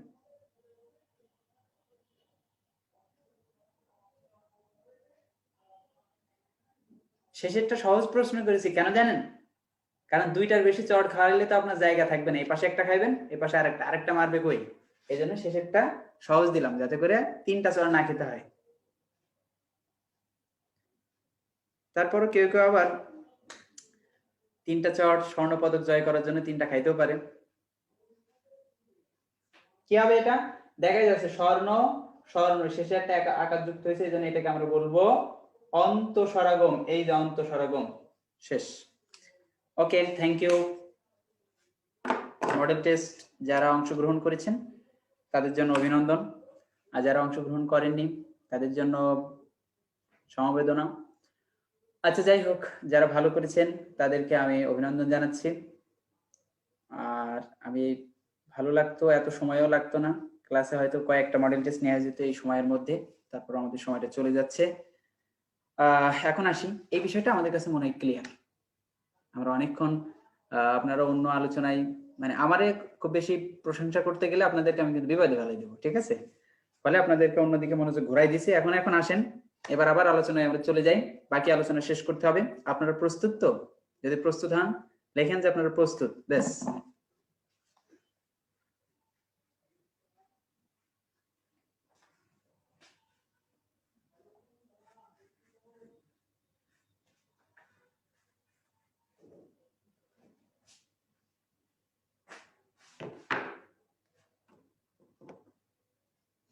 ওকে, থ্যাংক ইউ। দেখেন, 3 নম্বরে আমরা যে বিষয়টা আনতে চাচ্ছি সেটা হচ্ছে অসমীকরণ। খেয়াল করেন 3 নম্বর টপিকের নাম হচ্ছে অসমীকরণ। আমার প্রশ্ন হচ্ছে সমীকরণ মানে কি? আপনারা ক্লাস 10 এ যখন অঙ্ক করতেন তখন সমীকরণ করতেন না? তার মানে কি সমান করতেন, মিল করতেন, তাই তো? সমীকরণ মানে হচ্ছে মিল করা, সমান করা। তার মানে অসমীকরণ মানে কি? অসমান করা। সমান জিনিসটারে কি করব? অসমান করব। আচ্ছা, অসমীকরণ সমান জিনিসটারে অসমান করব কেমনে? যেমন আমরা বললাম চল চল। চল চলকে যদি আমরা দ্রুত উচ্চারণ করি তাহলে কি হবে? চলাচল। আপনারা এখন অ্যাডমিশনের সময় সবসময় কি দ্রুত কাজ করবেন, সবকিছু প্রয়োজনীয় জিনিস গোসল করবেন দ্রুত, খাবেন দ্রুত, ঠিক আছে? তারপরে কি সবকিছু দ্রুত, নামাজটা ধীরে করবেন আর পড়াশোনাটা একটু ধীরে ধীরে করবেন, ঠিক আছে? আর সবকিছু দ্রুত। তাহলে আপনারা খাবেন কিভাবে জানেন? গপ গপ। একসাথে কেমনে খাবেন? গপা গপ, গপা গপ। খেয়াল করেন যখন বলছিলাম চল চল, দেখেন এটা সমান উচ্চারণ অর্থাৎ সেম উচ্চারণ। যখন বলছি চলাচল তখন দেখেন সেম নাই, একটা চলা আর একটা চল। গপ গপ দেখেন সমীকরণ। বাট যখন বলছি গপা গপ তখন কি হয়ে যাচ্ছে? অসমীকরণ হয়ে যাচ্ছে। আপনারা বলতে পারেন যে ভাইয়া তাহলে তো মাঝখানে আকার আসছে, তাহলে নতুন করে চল চলে ছিল না, মাঝখানে আকার আসছে, তার মানে এটা কি মধ্য স্বরগম হতে পারে? হ্যাঁ, মধ্য স্বরগম হতে পারতো যদি এই সমান জিনিসটারে অসমান না করতো। যেমন ফার্ম গেট, ফার্ম এক জিনিস, গেট আর এক জিনিস, এখানে সমান কোনো বিষয় ছিল না। দুইটা যদি ফার্ম থাকতো, ফার্ম ফার্ম ফার্মা ফার্ম এরকম হইতো, তাহলে সেটাকে আমরা সমীকরণে আনতে পারতাম। ব্যাপারটা বুঝতে পারছেন? ওটা আলাদা জিনিস ছিল। বাট যখন কোনো সমান সেম উচ্চারণ হবে, সেম ধ্বনিকে যদি অসমান করে সেটাকে আমরা অসমীকরণ বলবো, তখন এর মধ্যে স্বরগম বলতে পারবো না। ওকে, আশা করি ক্লিয়ার। এটা কি ক্লিয়ার? কোনো একজন লেখেন যে ক্লিয়ার, তাহলে আমরা অন্য টপিকে চলে যাব। Yes, thank you. ইয়েস, আচ্ছা। সেম উচ্চারণ, চল চল সেম উচ্চারণ, চলাচল বললি কি আছে? একটা হচ্ছে চলা আর একটা অংশ হচ্ছে চল। তার মানে কি উচ্চারণটা কি একটু ভিন্ন হয়ে গেল না? এই জন্য এটাকে বলছে অসমীকরণ।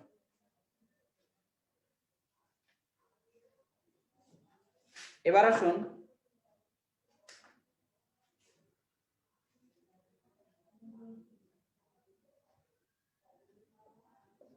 আমরা এবার পড়বো অপিনিহিতি। এটা পরীক্ষায় অনেকবার এসেছে, অপিনিহিতি। এই জন্য আমি আপনাদের একটু সুন্দর করে ডিপলি পড়াতে চাই। অপিনিহিতি মানে হচ্ছে, মনে রাখবেন এর আগে আমরা যেটা পড়লাম সেটা ছিল স্বরাগম, মানে যেটা ছিল না নতুন করে আগমন হচ্ছিল, স্বরলোপ ছিল ডিলেট হচ্ছিল। বাট অপিনিহিতে আসবেও না যাবেও না, আসবেও না যাবেও না, ঠিক আছে?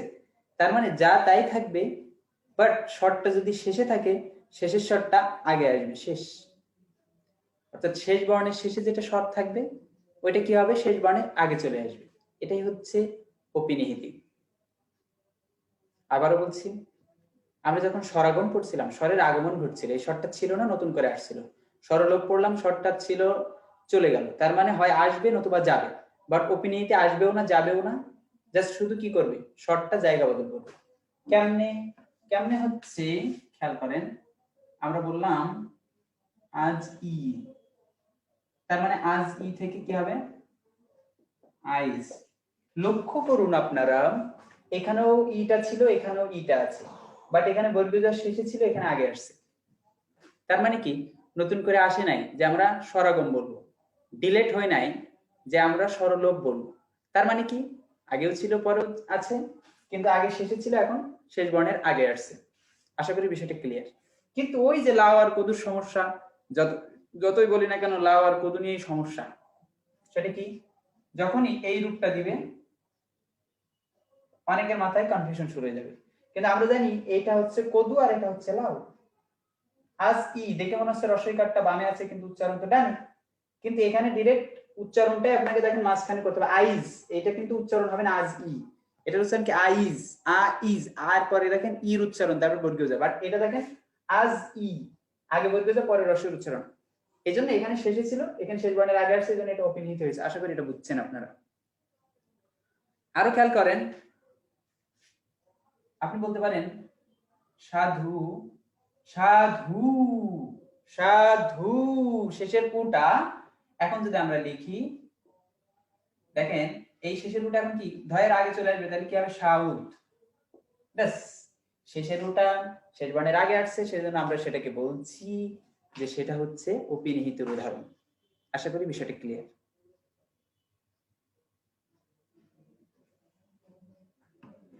more example, ওকে।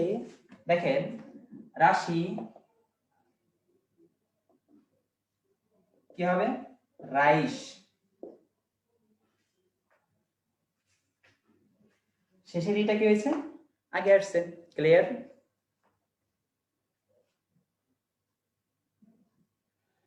আচ্ছা, এখন কথা হচ্ছে যে এইটা হলো ক অংশ, তার মানে এটা আরেকটা প্যাটার্ন আছে যেটা খুব বেশি আমাদের বইয়ে উপেক্ষিত, স্যাররাও খুব বেশি ভালো করে পড়ান না। আমি আপনাদের এটাও একটু ডিপলি বলতে চাই। আপনাদের এটা অন্তত মনে আছে, আপনারা সন্ধি ক্লাস তো আমারটা পড়েছেন, ওখানে জ অথবা জ ফলা থাকলে কি হচ্ছিল, রস্বইকার। আপনাদের মনে আছে আমার বিশ্বাস, জ ফলা থাকলে কি হচ্ছিল, রস্বইকার, তাই না? এটা কখন, সন্ধিতে,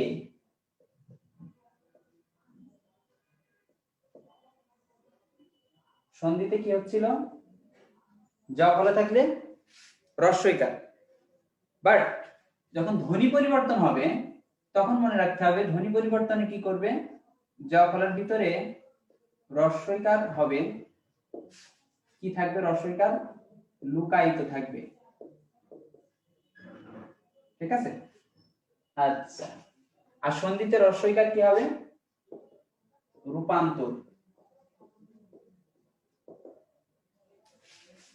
আমি একটা বিষয় আপনাদের লিখতেছি, খুব ভালো করে বোঝেন, আমার কথাটা আগে শোনেন, উল্টোপাল্টা চিন্তা করেন না, মাথাটা একটু নিউট্রাল পজিশনে নিয়ে আসেন। যারা মোটরসাইকেল চালাইছেন তারা জানেন বাইক চালাইলে। তানভীর, তোমার যদি এখন কাছে পাইতাম তোমার একটা থাপড়ানি দিতাম।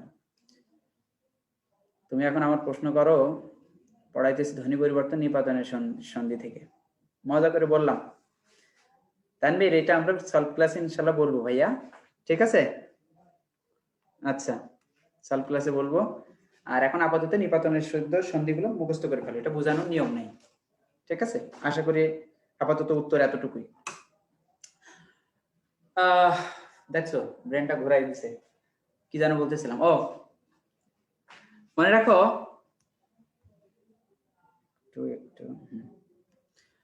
জ ফলের সাথে রস্বইয়ের একটা সম্পর্ক আছে, জ ফলের সাথে রস্বইয়ের একটা সম্পর্ক আছে। যেমন যদি সন্ধিতে যাই, সন্ধিতে যদি সন্ধি বিচ্ছেদের সময় কোনো জ ফলা পাই তাহলে সেটা রস্বইকার হয়ে যাবে। এই সন্ধিতে যদি জ ফলা পাই তাহলে রস্বইকারে কি হয়ে যাবে, এটা রূপান্তর হয়ে যাবে, মানে জ ফলা ডিরেক্ট রস্বইকারে রূপান্তর হবে, পরিবর্তন হয়ে যাবে। বাট ধ্বনি পরিবর্তনে যদি জ ফলা পাই, ধ্বনি পরিবর্তনে যদি জ ফলা পাই তাহলে সেটাকে আমরা কি করব, রস্বইকার হবে। ধ্বনি পরিবর্তন কি, লুকায়িত, মানে জ ফলার ভিতরে রস্বইকারকে আমরা ধরবো লুকায়িত, শেষ, লুকায়ে থাকবে। এখন আমরা আসেন, আমরা খ নম্বর প্যাটার্নের উদাহরণ চর্চা করি। তাহলে আমরা যদি বলি বাক্য, এটা এখন আমরা যদি ধ্বনি পরিবর্তনে আসছেন, খুব ভালো করে বোঝেন, ধ্বনি পরিবর্তন, ধ্বনি পরিবর্তনে জ ফলা যেহেতু শেষে, তার মানে ধ্বনি পরিবর্তনে কি, জ ফলার ভিতরে রস্বইকার লুকায়িত থাকে, তার মানে জ ফলার ভিতরে একটা রস্বই লুকায়িত আছে। আর শেষে যদি কোনো স্বর থাকে সেটা আগে হয়, তাহলে সেটাকে আমরা বলি অপিনিহিতি। এই জন্য বাক্য থেকে যদি বলে বাক্য, তার মানে আমরা এই রস্বইকে ধরে নিব যে এইটা কোনোভাবেই নতুন করে উদয় হয়নি, কারণ এখানে জ ফলা আছে, এই জন্য জ ফলার আশ্রয় লুকায়িত ছিল, সেই রস্বইটা মূলত আগে চলে আসছে। এখন যদি জ ফলা না থাকতো, রস্বই আসতো, তাহলে আমরা এটাকে মধ্য স্বরগম বলতাম, কারণ জ ফলার সাথে রস্বইয়ের একটা কি আছে, গোপন সম্পর্ক আছে, ঠিক আছে? সেটা লুকায়িত সম্পর্ক ধ্বনি পরিবর্তনের ক্ষেত্রে। আর জ ফলা আসলে রস্বইকার হয়ে যায়, এটা প্রকাশ্য সম্পর্ক, সেটা কার সাথে, সন্ধির সাথে। আশা করি বিষয়টা বুঝছেন। এরপরও যাদের ব্রেনে ঢোকে নাই এবং যারা আরবি পারেন, কোরআন শরীফ পড়তে পারেন, তাদের আমি আরেকটা প্যাটার্ন দিয়ে বলি। এটা অ্যারাবিক গ্রামারেও এরকম একটা ব্যাপার আছে। সেটা কেমন, দেখেন দুই জবর, দুই জের আর দুই পেশ, এটাকে বলে তানবিন। এইটা যদি আসে কখনো তাহলে নুন সাকিনের বিধান হয়, এজন্য বলে এই তানবিনের ভিতরে নুন সাকিন লুকায়ে থাকে। আশা করি এই বিষয়টাও অনেকে ভাবে পড়েছেন, তানবিনের ভিতরে নুন সাকিন লুকায়ে থাকে। এটা অ্যারাবিক ভাষার একটা টার্ম, বাট আমরা এখানে অ্যারাবিক পড়াচ্ছি না, আমরা প্যারালাল আলোচনা করছি। বাংলাও একটা সমৃদ্ধ ভাষা, তো বাংলাতে এরকম ঘটনা আছে। সেটা কি, জখলার ভিতরে রস্বই কি থাকে, লুকায়িত থাকে। কখন? যখন ধ্বনি পরিবর্তন হবে। আর সন্ধি যখন হবে তখন কি হবে, জখলার ভিতরে রস্বইকার মানে জখলা আসলে ইকুয়াল টু রস্বইকার, এটা কি রূপান্তরিত হবে। আশা করি আপনাদের কাছে ক্লিয়ার। এখন অনেকে লিখেছেন বাক্য থাকলে যদি বাক্য হয় তাহলে এটা এমনিতেই পারা যাবে, সাধ্য থাকলে কি হবে সাহিত্য, জন্য থাকলে কি হবে, এসব ইউনিভার্সিটিতে আসা প্রশ্ন কিন্তু। জন্য থাকলে জৈন্য, কন্যা থাকলে কইন্যা, তারপরে কি বাধ্য থাকলে বাধ্য। আশা করি বিষয়টা আপনাদের কাছে ক্লিয়ার। সহ্য থাকলে সহ্য হতে পারে, পদ্য থাকলে পৈদ্য। এটা আপনি হয়তো ভাবতে পারেন কো এটা তো শুনি নাই, আপনার এলাকায় আপনি শোনেন নাই, কিছু এলাকায় এমনটা বলে, এই জন্য ধ্বনি পরিবর্তনে এটা আসছে। ওকে, আর মনে হয় বিষয়টা যদি ক্লিয়ার হয় আপনারা দ্রুত জানান, কারণ আমাদের সময় সংক্ষেপ হয়ে যাচ্ছে, আমরা বাকি আলোচনা করতে চাই। যদি কেউ আপনারা মনে করেন স্ক্রিনশট দিবেন, দিয়ে নিতে পারেন, স্ক্রিনশট দিয়ে নিতে পারেন, ওকে লিখেন, তাহলে আমরা। Thank you, thank you.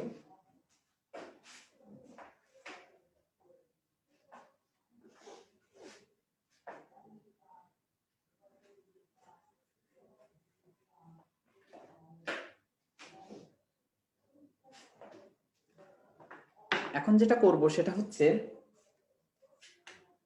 আমরা পড়তে যাচ্ছি স্বরসঙ্গতি।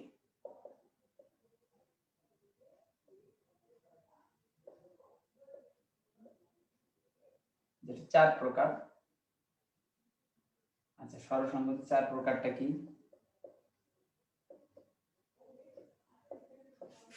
প্রগত, পরাগত,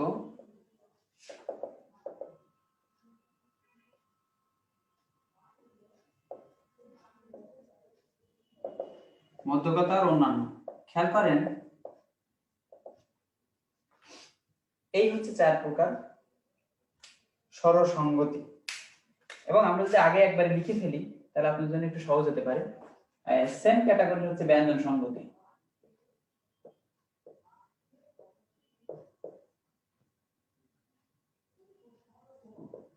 ব্যঞ্জন সংগতির আরেকটা নাম হচ্ছে সমীভবন। এটা হচ্ছে 3 প্রকার, ঠিক আছে? 3 প্রকারটা কি দেখেন, এই সেম, প্রগত, পরাগত,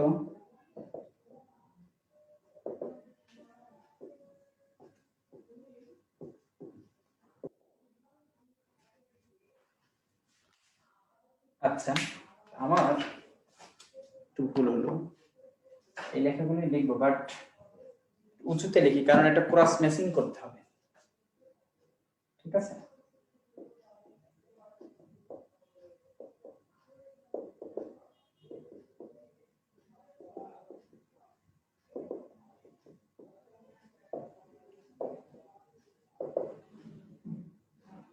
আচ্ছা, খুব মনোযোগ দিয়ে দেখো।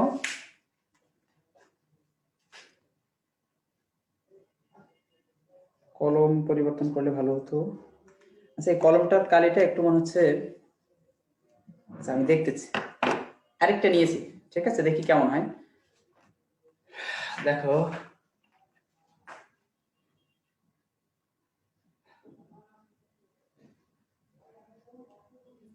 তোমরা কি মানে এবার ঠান্ডা মাথায় দেখো, খুব ভালো করে বোঝো। আমরা ধ্বনি পরিবর্তনের এপাশে নিয়েছি স্বরসঙ্গতি, এপাশে নিয়েছি ব্যঞ্জন সংগতি, ঠিক আছে? খুব মনোযোগ দিয়ে শোনো, খুব ব্যাপারটা খুব সহজ, ঠিক আছে? স্বরসঙ্গতি বলতে আমরা বুঝি কি বলতো? সঙ্গতি মানে হচ্ছে মিল, সঙ্গতি মানে মিল, তার মানে স্বরের মিল হলে সেটা স্বরসঙ্গতি, আর যদি ব্যঞ্জনের মিল হয় তাহলে সেটাকে আমরা বলবো ব্যঞ্জন সংগতি, ঠিক আছে? সঙ্গতি মানে মিল। কিন্তু আমরা পড়ছি ধ্বনি পরিবর্তন, ধ্বনির পরিবর্তন হবে, কিন্তু যদি কোনো মিল রেখে পরিবর্তন হয় সেটাকে আমরা বলবো সঙ্গতি। আচ্ছা, এখন দেখো,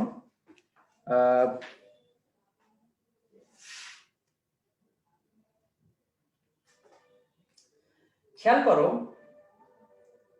সঙ্গতি মানে আমি কি বললাম? মিল, সাদৃশ্য। আচ্ছা, আমি এখন সংজ্ঞাটা তৈরি করতেছি, তোমরা একটু বোঝার চেষ্টা করো। স্বরে স্বরে মিল রেখে যে ধ্বনি পরিবর্তন সেটাই হচ্ছে স্বরসঙ্গতি।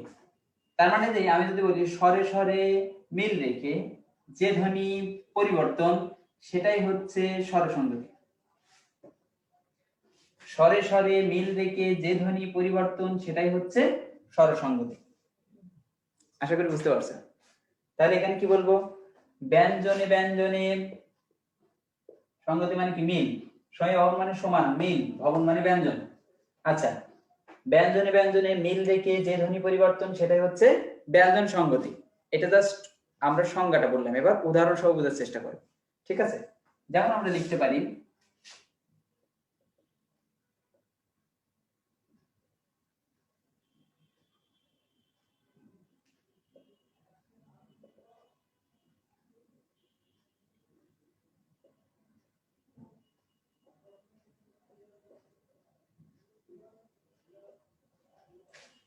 খেয়াল করতে পারো, এখানে আমরা দুইটা আসলে সঙ্গতিটা বোঝার চেষ্টা করি, তারপরে বাকিটা আমরা বোঝার চেষ্টা করব। সঙ্গতিটা কি তোমরা আমার সাথে একমত হবা? খুব ভালো করে একটু দেখো। আমরা যদি বলি তুলা থেকে তুলো, তাহলে অবশ্যই পরিবর্তন হয়েছে। তুলা থেকে তুলো অবশ্যই পরিবর্তন হয়েছে, কিন্তু তুলা তুলো তাহলে কি মিল রেখে পরিবর্তন হয়েছে? হ্যাঁ, মিল রেখে পরিবর্তন হয়েছে। সেটা কি? এখানে দেখো তু তু মিল আছে, পরিবর্তনটা কোথায়? লা লো। লা কি হয়েছে? লো হয়েছে, তার মানে ধ্বনি পরিবর্তন হয়েছে কিন্তু মিল রেখে পরিবর্তন হয়েছে। যেহেতু মিল রেখে পরিবর্তন হয়েছে এই জন্য আমরা এটাকে বলছি স্বরসঙ্গতি। কিসের মিল? দেখো এই রস্যকারের মিল, দুইটাতেই রস্য আছে। আচ্ছা, এবার দেখো দেশি দিশি পরিবর্তন তো হয়েছে, মিল কি কোথাও রেখেছে? পরিবর্তনটা কিসের পরিবর্তন দেখো তো। দেখো এখানে একার, এখানে হচ্ছে কি রস্যইকার, এখানে ছিল আকার, এখানে আছে ওকার, এটি ছিল পরিবর্তন। বাট মিলটা কোথায়? দেখো শেষেরটা মিল আছে, সি দেশি দিশি, শেষের এখানেও সি এখানেও সি, এজন্য মিল কিন্তু রেখেছে। এজন্য মিল রেখে ধ্বনি পরিবর্তন হয়েছে। এজন্য যে কিসের মিল রেখেছে? স্বরবর্ণের মিল রেখেছে, এজন্য স্বরসঙ্গতি। কোন ধ্বনির পরিবর্তন? পরিবর্তনটা দেখো স্বরের পরিবর্তন হয়েছে, আকারের জায়গায় দেখো ওকার, ঠিক আছে, একারের জায়গায় রস্বইকার, তার মানে পরিবর্তনটাও স্বরধ্বনির, আবার মিলটা হলো স্বরের। ফলশ্রুতিতে এটাকে আমরা বলছি স্বরে স্বরে মিল রেখে যে ধ্বনি পরিবর্তন সেটাই হচ্ছে স্বরসঙ্গতি। আশা করি বিষয়টা বুঝতে পেরেছেন। এখন প্রশ্ন হচ্ছে, এটা হচ্ছে 4 প্রকারে বিভক্ত। 4 প্রকারটা কি? প্রথমটা হচ্ছে প্রগত, পরেরটা হচ্ছে পরাগত, তারপরে মধ্যগত, অন্যান্য। আচ্ছা, খেয়াল করেন, যদি মিলটা রাখে প্রথমে তাহলে সেটা হচ্ছে প্রগত। প্রগত পয়রা ফলাতে মনে রাখবেন, এটা হচ্ছে প্রথম, প্রথমে মিল রাখলে প্রগত। পরা মানে কি? শেষ। আমরা এভাবে মাথায় সেট করে নিব, পরা মানে শেষ। তার মানে দেখেন এখানে শেষে মিল আছে, দেখেন সি সি, এখানে দেখেন শুরুতে মিল ছিল তুলো তুলো। দেখেন আপনাদের পায়ে কি আছে বলেন তো? আপনাদের পায়ে আমি জানি না, ক্লাস করতেছেন অনেকে তো খালি পায়ে খাটের উপরে বা ঘরে বসে আছেন। আমার পায়ে জুতা আছে, ঠিক আছে। আচ্ছা, তাহলে জুতা থেকে জুতো। খেয়াল করেন এখানে কি আছে? মিলটা কোথায় দেখেন তো? পরিবর্তন হয়েছে কিনা আগে দেখেন, মানে ধ্বনি পরিবর্তন হয়েছে কিনা। হ্যাঁ অবশ্যই হয়েছে, জুতা জুতো শুনতে তো এক লাগে না, এখানে আকার ছিল এখন ওকার হয়েছে। বাট মিলটা কোথায়? এর শুরুতে দেখেন মিল আছে, এজন্য সেটাকে আমরা প্রগতর উদাহরণ বলছি। আশা করি বিষয়টা বুঝতে পারছেন। আচ্ছা, এবার আসেন, আমি যদি বলি দেখেন কি বলা যেতে পারে? ভোলা, ভোলামন আর ভোলামন। দেখেন তো এটা কোথায় মিল আছে? এটা কোথায় মিল আছে খেয়াল করেন।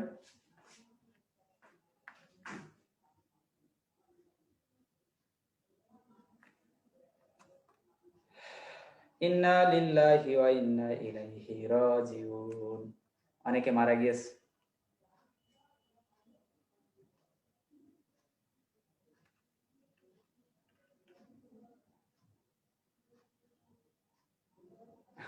আচ্ছা, খেয়াল করুন শেষে মিল, তাই তো? শেষে কি? লাতে মিল আছে, ব্যাস। এই জন্য আমরা সেটাকে বলছি পরাগত। ক্লিয়ার? এই দুইটা যদি ক্লিয়ার হয়েই যায়, এবার দেখেন মধ্যগত। মধ্যগততে মনে রাখবেন মাঝখানে মিল হবে। কোথায় মিল হবে? মাঝখানে মিল হবে। যেমন দেখেন আমি বললাম শিকারি, অনেক এলাকায় বলে কি শিকিরি বাঘ, শিকিরি, শিকিরি কুকুর, ঠিক আছে।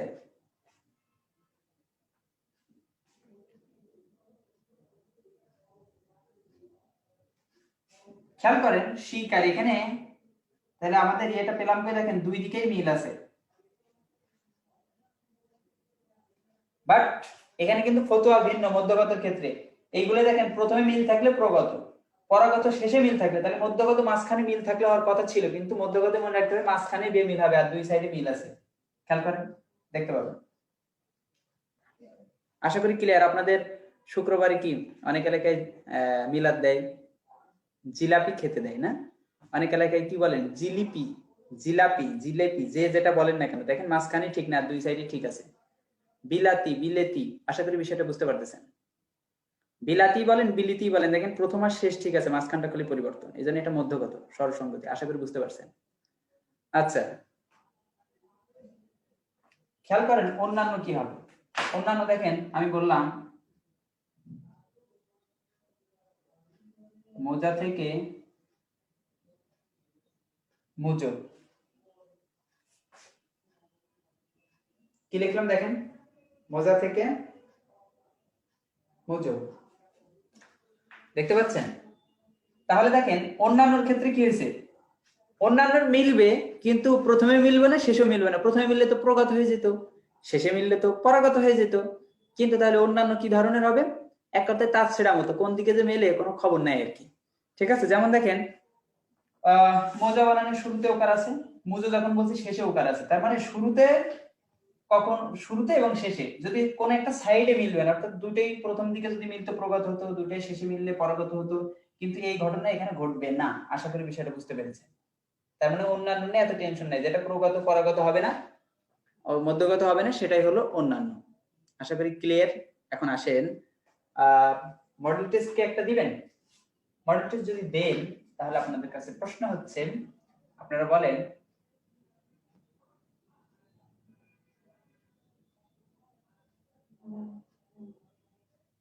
জোতা থেকে জুতো কি হবে। জোতা থেকে জুতো, এই মডেল টেস্ট আপনারা উত্তর দেন।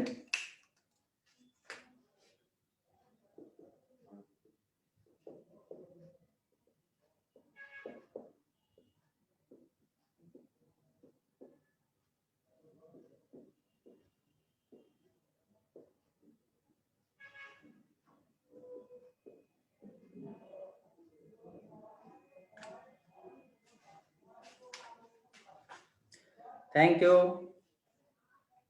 সাব্বির লিখেছে, ধন্যবাদ। সুলতান মাহমুদ, সুলতান মাহমুদ তোমাকে পেয়ে গেছি আজকে। আচ্ছা, থ্যাংক ইউ। এই যে মোহাম্মদ শাহিন, আপনি ভুল করেছেন, প্রগত বলেছেন আর সবাই সঠিক দিয়েছে। ঠিক আছে,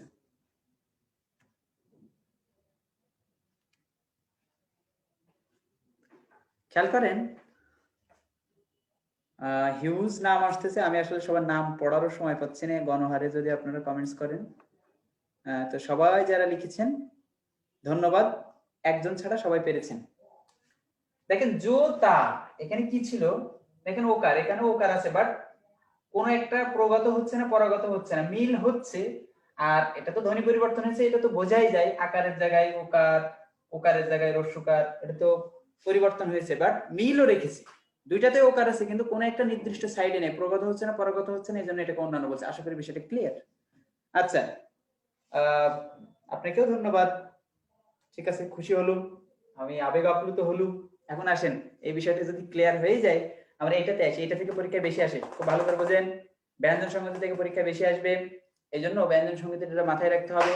ব্যঞ্জন সংগতি মানে কি, ব্যঞ্জনে ব্যঞ্জনে মিল রেখে যে ধ্বনি পরিবর্তন, সেটা হচ্ছে ব্যঞ্জন সংগতি বা সমীভবন। এক্ষেত্রে একটা জিনিস মনে রাখবেন, ব্যঞ্জন সংগতিটা কোথায় হবে, মনে রাখতে হবে যুক্ত বর্ণে হবে। কোথায় হবে, মিলটা খুঁজবো আমরা যুক্ত বর্ণে। আবারও বলছি, যুক্ত বর্ণে আমরা মিল খুঁজবো। আচ্ছা, এখন আসেন, এটা হচ্ছে তিন প্রকার, প্রগত, পরাগত এবং অন্যান্য। স্ক্রিনশট নেবেন, অনেকে লিখেছেন, স্ক্রিনশট নেওয়ার সুযোগ দিব। আমি মুছবো না, এটা একটু বুঝাইনি, একবার স্ক্রিনশটটা নিয়ে নেন। আচ্ছা, এবার আসেন প্রগত মানে প্রথমে মিল, এটা আর নতুন করে ফতুয়া দেওয়ার কিছু নাই, আপনারা এটা জানেন, ঠিক আছে। পরাগত মানে কোথায় মিল হবে? Public, public. পকে তো নোয়াখালীর মানুষ ফ বলে, তাহলে পাবলিক রে ওরা কি বলবে? পাবলিক না হাগলিক? পাবলিক, তাহলে হাবলিক নাকি পাবলিক? নোয়াখালীর মানুষ কেউ আছো? এটা একটু সমাধান দিয়ে দাও তো। ধ্বনি পরিবর্তন ক্লাস, অন্যদিন সমাধান নিলে তো আবার তোমরা আমার এবার ধরবা। যাই হোক, প্রগত মানে হচ্ছে প্রথমে মিল, আর পরাগত মানে পরে মিল, অন্যান্য মানে কোনো দিকেই মিলবে না, এটাই হচ্ছে ঘটনা। এই তো একজন লিখে দিয়েছে পাবলিক হবে স্যার, ঠিক আছে। অনেকে লিখেছে হাবলিক হবে, তাহলে আমি কোনটা নিব? ওকে, আজকে সারাদিন বাকি ক্লাসে আমরা সবাইকে পাবলিক বলেই ডাকবো, ঠিক আছে। অন্যদিন ধ্বনি পরিবর্তনের ক্লাস ধ্বনি পরিবর্তন দিয়েই হবে, আপনারা শুনছেন? খেয়াল করেন, আমি বলেছি যুক্ত বর্ণের মধ্যে মানে কমেন্টস বাদ, এদিকে খেয়াল করো, এদিকে খেয়াল করো প্লিজ। কমেন্টসের দিকে আর যাইও না। আমরা মিলটা খুঁজবো হচ্ছে যুক্ত বর্ণের মধ্যে। যুক্ত বর্ণের মধ্যে যদি আমরা দুইটা যুক্ত বর্ণে যদি মিল খুঁজে পাই, তার মানে এটা কি? ব্যঞ্জন সংগতি হয়েছে। কিন্তু এই মিলটা আসলে তার আগে কি রূপে ছিল? প্রথম বর্ণের কারণে হলো না দ্বিতীয় বর্ণের কারণে হলো, এটা আমাদের দেখতে হবে। আমি একটু বুঝাই বলি। আচ্ছা, দেখো এখানে কি আছে, আমরা কিন্তু মিলটা খুঁজবো যুক্ত বর্ণের মধ্যে, আবারও বলে দিচ্ছি যুক্ত বর্ণের মধ্যে, ঠিক আছে। আচ্ছা, এখানে দেখো দ আর ম আছে, তাই না? দ আর ম, এখানে কি আছে? দ যোগ দ, ঠিক আছে। তার মানে দেখো এখানে যুক্ত বর্ণের প্রথম বর্ণটা কি? দ, পরেরটা ম, এখানে দুইটাই দ। ওকে, এখানে পাওয়ারফুল কে? দ পাওয়ারফুল, দ এর প্রভাবে মটাও দেখো দ হয়ে গেছে। আমরা কেউ বলি না পদ্মা, ইংরেজিতে পদ্মা লিখি, বাট বাংলায় আমরা কিন্তু উচ্চারণ করি পদ্মা, ঠিক আছে। তার মানে ময়ের উচ্চারণ হচ্ছে না, কার কারণে? দয়ের সাথে থাকার কারণে। ওই যে সৎসঙ্গে স্বর্গবাস, অসৎসঙ্গে সর্বনাশ, ঠিক আছে। শেখ সাদির একটা কথা, সঙ্গীর গুণ মম মাঝে পশি আছে। তার মানে কি? এই দয়ের কারণে মটাও কি হয়ে গেছে? দ হয়ে গেছে। আচ্ছা, এক্ষেত্রে আমি বোঝানোর জন্য আরো বলি, দুই বন্ধু, একটা ভালো এবং একটা খারাপ বন্ধু। কখনো ভালো বন্ধুর সাথে থেকে খারাপ বন্ধু ভালো হয়ে যায়, আবার কখনো বলা যেতে পারে কি ভালো আর খারাপ একসাথে থাকলে ভালো বন্ধুটা খারাপ হয়ে যায়। তার মানে এখানে প্রভাব শক্তিটা কার বেশি? কখনো ভালোর বেশি, কখনো খারাপের বেশি। আমরা এখানে বলবো কখনো প্রথম বর্ণের প্রভাব হবে, কখনো দ্বিতীয় বর্ণের প্রভাব হবে। প্রথম বর্ণে যদি প্রভাব বেশি থাকে প্রগত, পরের বর্ণে যদি প্রভাব বেশি থাকে তাহলে সেটাকে বলবো পরগত। এটা অনেকে বুঝে ফেলছেন, বুঝছেন হাবলিক? এখন শোনেন, এই যে পাবলিক, আপনারা একটু খেয়াল করেন, এখানে দ আর ম যুক্ত বর্ণ ছিল, এর মধ্যে দটা একটু পাওয়ারফুল, দ এর কারণে দেখেন মটাও দ হয়ে গেছে। এই জন্য এটা যেহেতু প্রথম বর্ণে ছিল, এটা হলো প্রগত। এরপর দেখেন গল্প, এই যে আপনাদের সাথে আমি গল্প করতেছি, গল্প থেকে গপ্প, খেয়াল করেন এখানকার প বর্ণের এত প্রভাব যে ল কেও দেখো প বানাই ফেলছে। তার মানে যুক্ত বর্ণের পরের বর্ণের প্রভাব বেশি, জন্য এটাকে বলছি পরগত। আশা করি আপনারা বুঝতে পেরেছেন।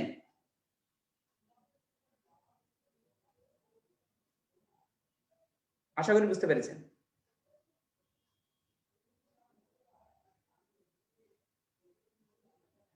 আচ্ছা, এবার অন্যান্য কি? অন্যান্য মানে তাস ছেড়া, ওর কোনো মিল থাকবে না, কি যে কয় না কয় কোনো খবর থাকে না। আপনাদের অনেক বন্ধু আছে না তাস ছেড়া, বুঝেন এটা? কখন কোথায় কি বলে কোনো খবর নাই। মোর এক্সাম্পল তো হবেই, মোর এক্সাম্পল তো দিতেই হবে। এখন আসেন সত্য, এখানে ছিল ত আর এখানে ছিল জ। সত্য থেকে যখন ওরা লিখছে স্বচ্ছ, তাহলে দেখেন এখানে ত জ, এখানে চ চ, তার মানে কিন্তু মিলে নাই। এখন আর কি মিলে নাই। এবার দেখেন আপনারা বলবেন, আমি আরো উদাহরণ দিই, দেখেন আমরা এখন কি বলবো, যেটা আমরা বলতে পারি, খেয়াল করেন লগ্ন থেকে, লেখা কি বোঝা যায় এখানে লিখলে? কি জানি। আচ্ছা, লগ্ন থেকে লগ্ন, খেয়াল করেন লগ্ন কয় লগ্ন বয়ে গেল। তার মানে কি? এখানে দেখেন গয়ের এত প্রভাব, গয়ের প্রভাবে দন্তনাটাও গ হয়ে গেছে। তার মানে এখানে প্রথম বর্ণ প্রভাবশালী, যেন প্রগত হচ্ছে। এখন আপনারা বলবেন তাহলে পরাগত, ঠিক আছে। পরাগত মানে পরের বর্ণের প্রভাব থাকলে। আশা করি এখন ক্লিয়ার। আমি এখন মডেল টেস্ট নেব, আর অন্য কথার মধ্যে যাওয়া যাবে না। তো দেখেন আপনাদেরকে আমি যদি এখন নিই, আপনারা বলেন, আচ্ছা আরেকটা বিষয় বলে নি, শেষ কথা ভুলে গেলি, যেটা থেকে প্রশ্নে আসে, কখনো কখনো সন্ধি নিয়ম থেকেও আসে। আমি আপনাদেরকে সন্ধি নিয়মে পড়িয়েছিলাম, খুব সহজ করি, আপনাদের মনে থাকার কথা। হয়তো বললো যে সজ্জন, এইটা ধ্বনি পরিবর্তনের কোন নিয়মে হয়েছে, জাস্ট এটাই লেখা থাকবে, আর কিছু লেখা থাকবে না, সজ্জন। তাহলে আপনাকে মনে রাখতে হবে সজ্জন, যদি এখানে তো আমরা দেখতে পাচ্ছি যুক্ত বর্ণে দুইটা ব্যঞ্জন মিলে গেছে, যুক্ত বর্ণ হয়েছে, তার মানে এটা কি সমীভবন। সমীভবনের এখন কোন নিয়মে পড়বে, তাহলে একটু সন্ধি বিচ্ছেদ করে নিতে হবে। তাহলে এখানে আছে কি সৎ যোগ জন। আমরা জানি যুক্ত বর্ণে প্রথম বর্ণ বাদ দিতে হয়, বাদ দিয়ে যদি অর্থ না হয় তাহলে বর্গীয় বাদ দিলে এখান থেকে স আর জন, আমরা জানি খণ্ডতা অথবা দনিত হয় থেরাপি, মনে আছে মনে হয় আপনাদের। আচ্ছা, এবার খেয়াল করেন সৎজন, তাহলে এখানে খণ্ডতা আছে আর এখানে জ আছে, তার মানে এখানে কোন বর্ণটার প্রভাব বেশি, আপনারা বলবেন বর্গীয়জার প্রভাব বেশি, এই কারণে বর্গীয়জার প্রভাবে খণ্ডতাটাও বর্গীয়জা হয়ে গেছে, ঠিক আছে। এই জন্য এটাকে আমরা বলছি পরাগত উদাহরণ। এটা কিসের উদাহরণ? পরাগত উদাহরণ। আচ্ছা, এবার খেয়াল করেন, আমি বললাম তাহলে আপনারা উদাহরণটা তো বুঝছেন, তাহলে আপনারা বলেন উড্ডিন কি হবে?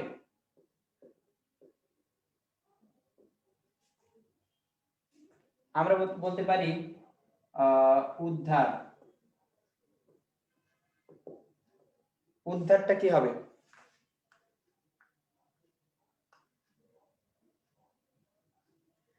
থ্যাংক ইউ, অনেকে লিখতেছেন।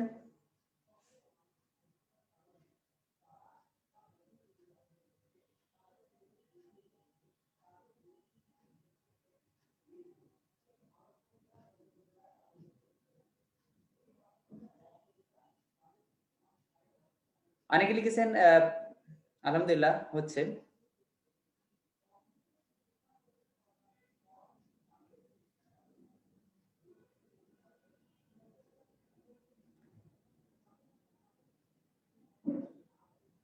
উদ্ধার, আচ্ছা আচ্ছা, অনেক কিছু সুন্দর লিখেছেন। কই, যাদের থেকে আমি আশা করতেছি অনেকেরই কমন নাম পাচ্ছি না তো। খেয়াল করেন, এটা যদি আমরা লিখি তাহলে কি হবে? উদ যোগ ডিন। খেয়াল করেন, তাহলে এখানে কি এই ড এর প্রভাব বেশি, এই কারণে খণ্ডতা দেওয়া হয়েছে, এজন্য এটাও আমরা কি বলবো? পরাগত। এটাও কি হবে? পরাগত। আচ্ছা, বাট উদ্ধার কি হবে? উদ যোগ হার, তার মানে এটা কোনোটাই মেলে নাই, খণ্ডতা হ কোনোটাই মেলে নাই, ফলশ্রুতিতে এটাকে আমরা বলবো অন্যান্য। এটা হলো তাছাড়া অন্যান্য, ঠিক আছে। আচ্ছা, হ্যাঁ আপনার মেসেজটা আসতেছে, আমি একটু নাম মেনশন করি কম, এটা আমার প্রবলেম, বুঝছেন।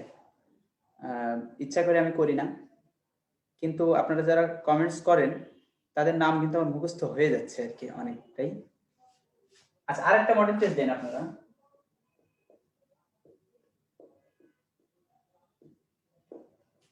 চক্র থেকে চক্র, এটা শেষ মডেল টেস্ট।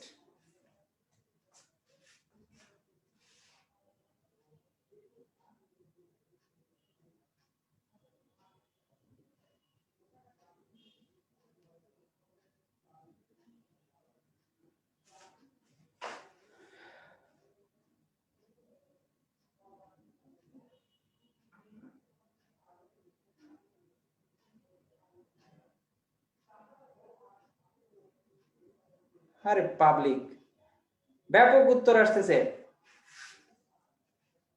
থ্যাংক ইউ, আমি খুশি যে আপনারা সবাই পেরেছেন, এখনো কেউ ভুল করেননি।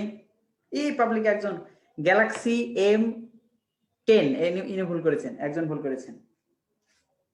আপনার নাম দিয়ে আইডি ক্রিয়েট করবেন। সব ঠিক আছে। খেয়াল করেন, হাতে গোনা দিয়ে একজন ভুল করছেন। এখানে কি ছিল? ক আর র ছিল, বুঝছেন। আর এখানে কি ক আর ক, তার মানে এখানে কি ক এর প্রভাব প্রথম বর্ণের প্রভাব বেশি, এজন্য এটাকে কি বলবো? প্রগত। আশা করি বিষয়টা বুঝতে পেরেছেন, আশা করি বিষয়টা বুঝতে পেরেছেন, ঠিক আছে। আচ্ছা, কেউ যদি স্ক্রিনশট নিতে চান নিয়ে ফেলেন, স্ক্রিনশট নিলে নিয়ে ফেলেন।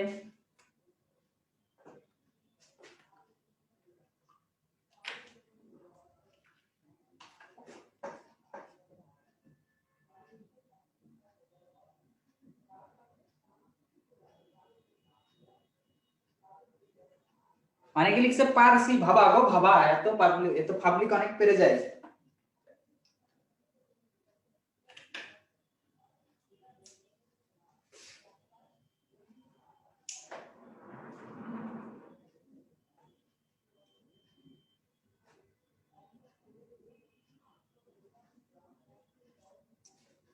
ওকে, ক্লিয়ার?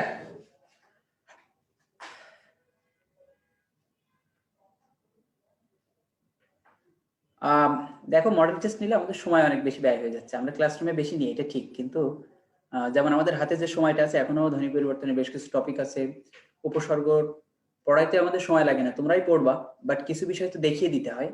সেটা তো দেখাতে হবে, উপসর্গ থেকে অনেক বেশি প্রশ্ন আসে, ঠিক আছে, যেটাকে আমরা ইংরেজিতে কি বলি, প্রিফিক্স। আচ্ছা, আচ্ছা ভাই, চা খেয়ে নেন, চা বানানোর মানুষটা নেই যে পাশে। আহ শীটে তো বিস্তারিত দেওয়া আছে, হ্যাঁ সবগুলো পড়ানো হবে, শীটের কোনোটাই বাদ যাবে না ইনশাল্লাহ। তুমি ক্লাসটা মনোযোগ দিয়ে করো জয় দাস, তুমি অনেক বেশি কমেন্টস করো, এই জন্য তোমার নামটা আমি মেনশন করে দিলাম। এই অনেকে পার্সোনাল কোশ্চেন করেছেন, এগুলো করা যাবে না, ঠিক আছে, আম, এগুলো করা যাবে না, ঠিক আছে, তাহলে আমি তো লজ্জায় ক্লাস নিতে পারবো না।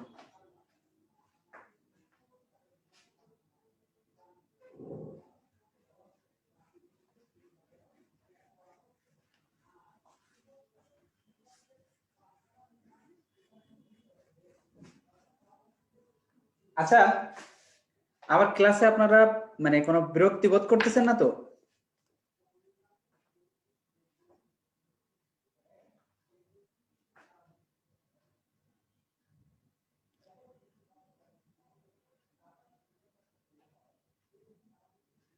আচ্ছা, থ্যাংক ইউ।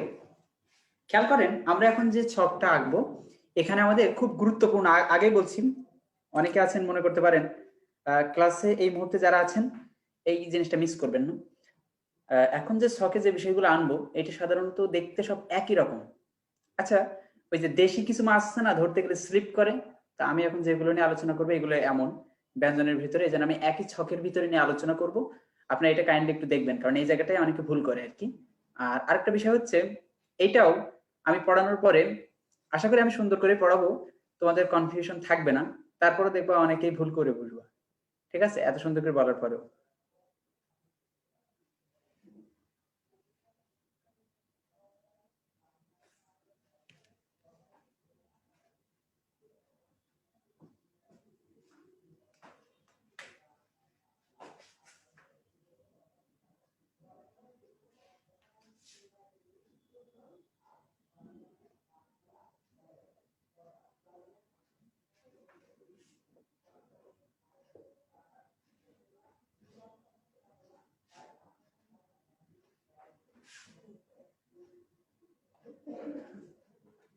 আচ্ছা, আমি বরং লিখে ফেলি, এবং আপনারা যারা লিখবেন তারাও লিখে ফেলতে পারেন, অথবা পরে স্ক্রিনশট দিবেন, তারপর সময়টা লেখার মধ্যে থাকলে আপনি একটু ব্যস্ত থাকবেন, আমি ততক্ষণ লিখে ফেলি, হ্যাঁ।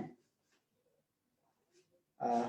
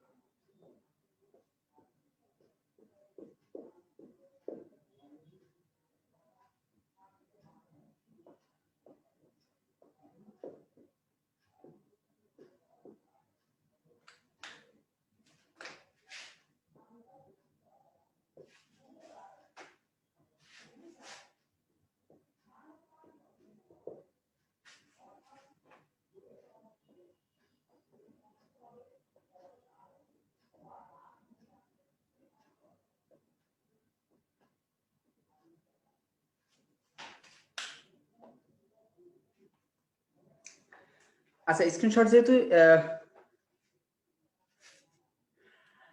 স্যার আপনি লিখেন, আমি বসে বসে দেখবো, শেষে সুন্দর করে একটা স্ক্রিনশট নিয়ে নেব। তোমরা আমার সাথে যে অনেকটা মিশে যাও, আমার ভালো লাগে, ঠিক আছে। যেটা করবো সবসময়, ব্যাপার হচ্ছে আমাদের, দেখেন ইউনিভার্সিটিতে প্রথম আসি বড় ভাইরা বলতো যে দুষ্টুমি করবি কিন্তু বেয়াদবি করবি না, ঠিক আছে। তা আমরা ভাইদের সাথে অনেক মিলেমিশে একাকার থাকতাম, আমরা দুষ্টুমি করতাম, বেয়াদবি করতাম না। অর্থাৎ যখন তাদের প্রাপ্য সম্মান সেটা দিতাম, কিন্তু সারাক্ষণ দুষ্টুমি এগুলো করতাম। আমাদের মধ্যে সম্পর্কটা অনেক বেশি, ইউনিভার্সিটির ভাইদেরকে আমরা ভুলতে পারি না। আচ্ছা, তো যাই হোক, এখন শোনেন, সবার অনেক অনেক রকমের মনের ইচ্ছা, অনেকে লিখতেছেন অনেক কথা, সবগুলো আমি পড়তে পারতেছি না, ঠিক আছে। খুব খেয়াল করেন, যারা যা লিখছেন বাদ দেন। এখন শোনেন, আমার কথাটা মনোযোগ দিয়ে শোনেন। এই উদাহরণ এইটা কিন্তু শিটেও আছে, কিন্তু আমি জাস্ট টেকনিক উপস্থাপন করছি, আপনার স্ক্রিনশট দিবেন বা লিখে নেবেন, সব ঠিক আছে।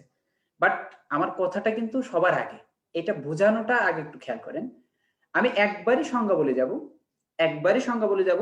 আমার ক্লাসরুমে কখনো দুইবার বলতে হয় না, চারটার সংজ্ঞা আমি একবার বলবো, একবার করে, এবং সেটা আপনাদেরকে বলতে হবে। ইনশাল্লাহ এটা আপনারা পারবেন। তার আগে আমরা একটু বিষয়টা খেয়াল করি, এই ছকটা কেন আঁকলাম। এর কারণ হচ্ছে, আগে বলেছি এগুলো খুবই একটু জটিল প্রক্রিয়া, দেখতে সহজ কিন্তু জটিল।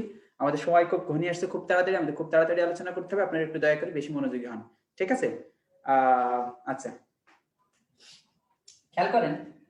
আর আপনারা কি একটা জিনিস মনে হয় দেখতে পাচ্ছেন, বিষয় ভবন এবং ব্যঞ্জন বিকৃতির মধ্যে একটা মিল আছে। সেই মিলটা কি? সেটা হচ্ছে এখানেও পরিবর্তন হয়, এখানেও পরিবর্তন হয়, তাহলে তো ঝামেলা লেগে গেল। আচ্ছা, ব্যঞ্জন চ্যুতি বা অন্তর্হতির মধ্যে একটা মিল কি? দুইটাতেই লোপ পাই, তাহলে তো ঝামেলা। দুইটাতেই লোপ পাই, দুইটাতেই পরিবর্তন হয়, তাহলে আমরা বুঝবো কেমনে? হ্যাঁ, খুব সহজে দেখেন, এদের মধ্যে কত মিল, আবার এদের মধ্যে দেখেন সূক্ষ্ম বেমিল আছে। কেমনে? এইটা হচ্ছে, দেখেন, এই দুটার মধ্যে পার্থক্য কে করবে? একটা সমবর্ণ, একটা ভিন্ন বর্ণ। এদের মধ্যে পার্থক্য কে করবে? এই দুটাই তো লোপ পাবে, কিন্তু পার্থক্য কে করবে? একটা সমবর্ণ থেকে, একটা ভিন্ন বর্ণ থেকে। আবার দেখেন, এই দুইটার মধ্যে মিল আছে, কারণ কি? এই দুইটা হলো সমবর্ণ থেকে হয়। আবার বেমিলটা কি? একটা পরিবর্তন, একটা লোপ। আবার দেখেন, ব্যঞ্জন বিকৃতি, অন্তর্হতি দুইটাই ভিন্ন বর্ণ থেকে হবে, তার মানে এই দুইটার মধ্যে একটা মিল আছে, বাট পরিবর্তন, একটা লোপ। এটাই হলো এদের মধ্যে আবার অসামঞ্জস্যতা, মানে অমিল। তার মানে হচ্ছে প্রত্যেকটা প্রকারের সাথে তারা সম্পর্ক রাখে, আবার সূক্ষ্মভাবে কারোর সাথে সম্পর্ক রাখে না। বিষয়টা খুব ইন্টারেস্টিং। আমি এই জন্য চারটাকে, ঘাট তেড়াই চারটাকে একটা ছকের মধ্যে নিয়ে চলে আসছি, যাতে করে আপনারা খুব সহজে ধরতে পারেন। আমি এখন একবার করে আপনাদেরকে সংজ্ঞা বলবো, ইনশাল্লাহ আপনারা একবার শুনে এটা বলতে পারবেন। দেখেন, সমবর্ণের মধ্যে থেকে একটি বর্ণ পরিবর্তন হলে সেটা হলো বিষয় ভবন। সমবর্ণটা কি? সমবর্ণ হচ্ছে, যেমন আমরা বললাম লাল, দুইটা ল আছে। লাল একটা শব্দের মধ্যে একই বর্ণ ডাবল আছে। ভিন্ন বর্ণটা কি? যেমন পাগল, দেখেন প গ ল, কোনো বর্ণ ডাবল নাই, তার মানে এটা ভিন্ন বর্ণ, প্রত্যেকটাই ভিন্ন। আচ্ছা, এবার আসেন সংজ্ঞাটা একবার শুনে আপনারা বলবেন। আচ্ছা, সমবর্ণের মধ্যে থেকে একটি বর্ণ পরিবর্তন হলে বিষয় ভবন, সমবর্ণের মধ্যে থেকে একটি বর্ণ লোপ পেলে সেটা হলো ব্যঞ্জন চ্যুতি, ভিন্ন বর্ণের মধ্যে থেকে একটি বর্ণ পরিবর্তন হলে ব্যঞ্জন বিকৃতি, ভিন্ন বর্ণের মধ্যে থেকে একটি বর্ণ লোপ পেলে সেটা হচ্ছে অন্তর্হতি বা ব্যঞ্জন লোপ। আশা করি একবার বললেই হয়, অনলাইন বলে আমি আরেকবার বলছি। সমবর্ণের মধ্যে থেকে একটি বর্ণ পরিবর্তন হলে বিষয় ভবন, সমবর্ণের মধ্যে থেকে একটি বর্ণ লোপ পেলে ব্যঞ্জন চ্যুতি, ভিন্ন বর্ণের মধ্যে থেকে একটি বর্ণ পরিবর্তন হলে ব্যঞ্জন বিকৃতি, ভিন্ন বর্ণের মধ্যে থেকে একটি বর্ণ লোপ পেলে অন্তর্হতি বা ব্যঞ্জন লোপ। কে কে পারবেন? কে কে পারবেন?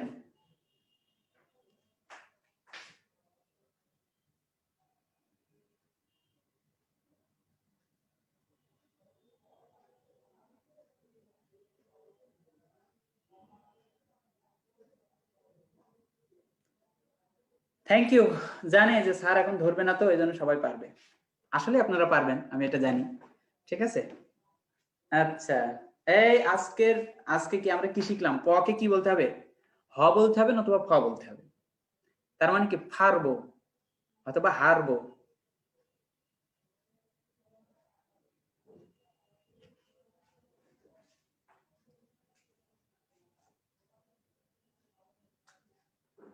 খেয়াল করেন, এবার একটু দেখেন, তাহলে লাল থেকে নাল, আপনি বলতেছেন লাল, আপনার দাদি বলতেছে এটা তো নাল। ছোটরাও কি লাল বলতে পারে না, নাল বলে। দেখেন, তারপর আপনি বলতেছেন বন্ধু তোমার শরীর কেমন আছে, বন্ধু বলতেছে হ্যাঁ বন্ধু, শরীর তো খুব ভালো। খুব ভালো করে বোঝার চেষ্টা করেন যে লাল থেকে নাল, তাহলে দুইটাই দেখেন সমবর্ণ ছিল, সেখান থেকে একটি বর্ণের পরিবর্তন হয়েছে, একটা ল দন্ত না হয়ে গেছে। শরীর, আমার কথা শুনেন আর কমেন্টস করার দরকার নেই, খেয়াল করেন, শরীর দুইটা র সমবর্ণ ছিল, সেখান থেকে দেখেন একটি বর্ণ কি হয়েছে, পরিবর্তন হয়ে গেছে। সমবর্ণ থেকে একটি বর্ণ পরিবর্তন হয়েছে, এই জন্য সেটাকে আমরা বলছি বিষয়ী ভবন। ভিন্ন বর্ণ থেকে যদি পরিবর্তন হয়, দেখেন প গ ল তিনটাই ভিন্ন বর্ণ থেকে, আমরা জানি পাগলকে কি বলে, আমাদের নিউ ক্যালিফোর্নিয়ার মানুষগুলো হাগল বলে। এত হাগলামি করো স্কিল্লায়। তাহলে এখানে হাগল বলার কারণে প গ ল তিনটা ভিন্ন বর্ণ, সেখান থেকে দেখেন একটি বর্ণ পয়ের জায়গায় হ হয়ে গেছে, ভিন্ন বর্ণ থেকে পরিবর্তন হয়েছে, এই জন্য সেটাকে আমরা বলছি ব্যঞ্জন বিকৃতির উদাহরণ। আশা করি বুঝছেন। আচ্ছা, তারপর আমরা এখন এখানে আরো অনেক উদাহরণ বলা যেতে পারে, ঠিক আছে। আচ্ছা, এখন আসেন, যেমন আমরা বললাম ছোট বুবু থেকে ছোট বু, আমরা বলতে পারি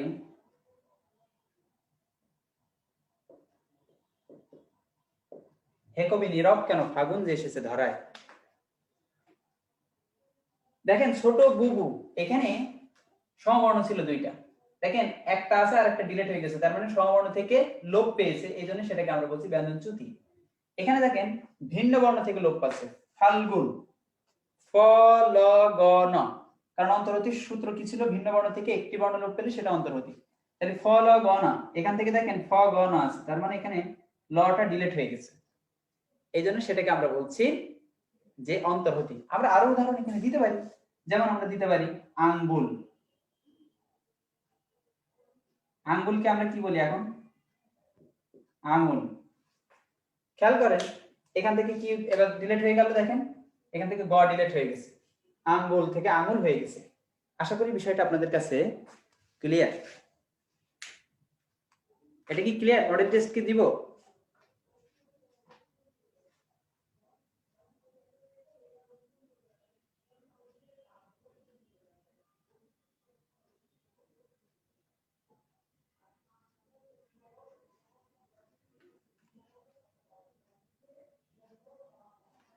আচ্ছা, আপনারা এখানে ক্লাস করতেছেন সম্ভবত, আমি যেটা জানি, উত্তরা শাখা, মৌচাক, যাত্রাবাড়ি, মিরপুর, তাই তো?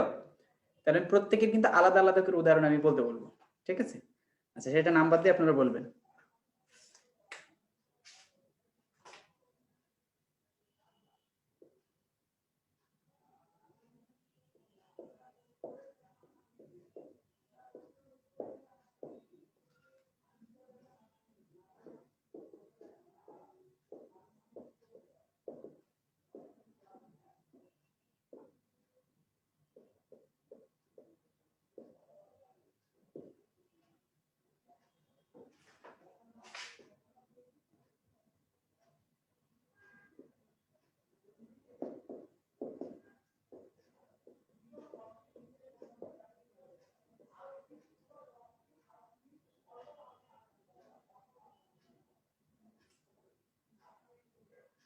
চারটা ব্রাঞ্চ ক্লাস করতেছে, আমি চারটা দিয়েছি।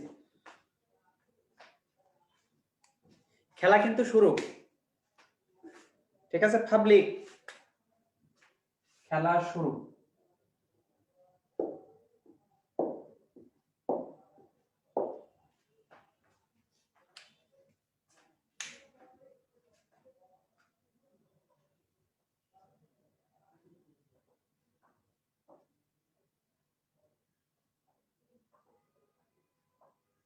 আমি আপনাদেরকে বলেছিলাম আমি আপনাদেরকে ঠান্ডা মাথায় বোঝাবো, আপনারা বুঝতেও পারবেন, আর যখন মডেল টেস্ট নিব তখন মাথা আওলাই যাবে।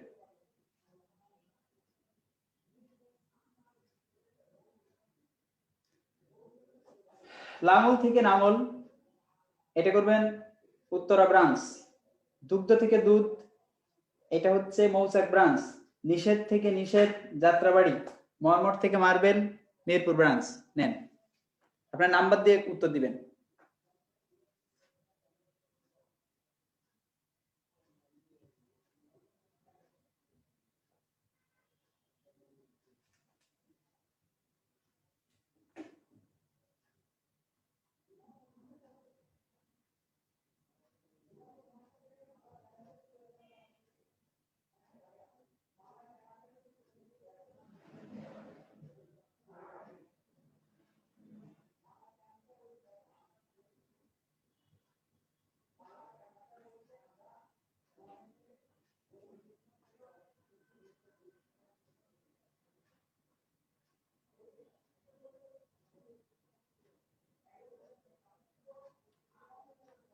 Thank you. আপনারা যে যেটা বলেছেন আমি দেখলাম, খুব বেশি সন্তুষ্ট হতে পারি নাই, ঠিক আছে। আলহামদুলিল্লাহ, কিছু মানুষ অনেক সুন্দর লিখতেছেন। আসেন, খেয়াল করেন, এবার আমি একটু বলি, আবার বলি, খুব মনোযোগ দিয়ে শোনেন। সমবর্ণের মধ্যে থেকে একটি বর্ণ পরিবর্তন হলে সেটা বিশেষ বর্ণ হওয়ার কথা ছিল। সমবর্ণের মধ্যে থেকে একটি বর্ণ লোপ পেলে ব্যঞ্জন চ্যুতি, ভিন্ন বর্ণ থেকে একটি বর্ণ পরিবর্তন হলে ব্যঞ্জন বিকৃতি, ভিন্ন বর্ণ থেকে একটি বর্ণ লোপ পেলে অন্তর্হতি বা ব্যঞ্জন লোপ। এখন আসেন, এক নম্বরটা কি হবে। এক নম্বরটা দেখেন, সূত্র অনুযায়ী দুইটা ল ছিল সমবর্ণ, সেখান থেকে একটি বর্ণের পরিবর্তন হয়েছে, এই জন্য এটাকে আমরা বলছি বিষমী ভবন। এখানে আমরা কি বলতেছি? বিষমী ভবন, ঠিক আছে। আচ্ছা, এটাকে আমরা কি বলবো? বিষমী ভবন। আচ্ছা, তাহলে এখানে এবার দেখেন দুই নাম্বারটা কি হবে। দুই নাম্বারটা হচ্ছে দুগ্ধ থেকে দুধ। তাহলে এখানে দেখেন দুগ্ধ, গ ধ আছে, এখানে দ ধ আছে, বাট গটা ডিলিট হয়ে গেছে। তার মানে ভিন্ন বর্ণ থেকে একটা বর্ণ লোপ পাইছে, এজন্য সেটাকে আমরা কি বলবো? অন্তর্হতি বা ব্যঞ্জন লোপ বলবো। আচ্ছা, এবার দেখেন নিষেধ, ন স ধ, তিনটা ভিন্ন বর্ণ থেকে একটি বর্ণের পরিবর্তন হয়েছে, ধ এর জায়গায় দেখেন কি হয়ে গেছে? দ হয়ে গেছে, এই জন্য সেটাকে আমরা বলছি ব্যঞ্জন বিকৃতি।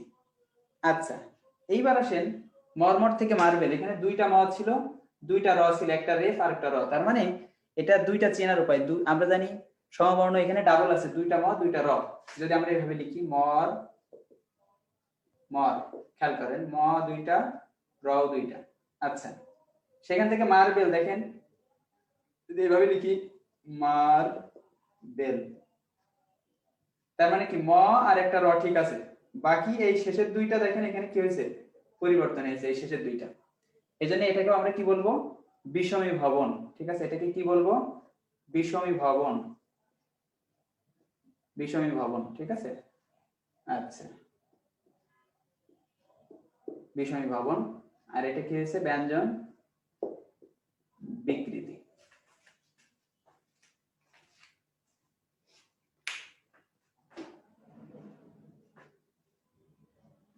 আচ্ছা, এখন আপনারা যারা পারেন নাই ভিডিওতে আবার দেখবেন। এছাড়াও যেটা করতে পারেন সেটা হচ্ছে যে যে কয়টা পারেননি সে কয়টা কানের নিচে চড় বাবা মায়ের কাছ থেকে খেয়ে নেবেন, ঠিক আছে। আচ্ছা,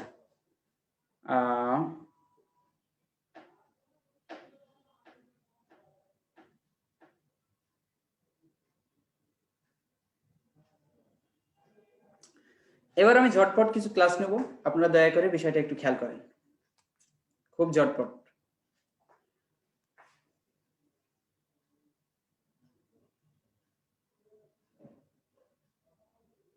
হ্যাঁ, স্ক্রিনশট নেবেন, নিয়ে নেন।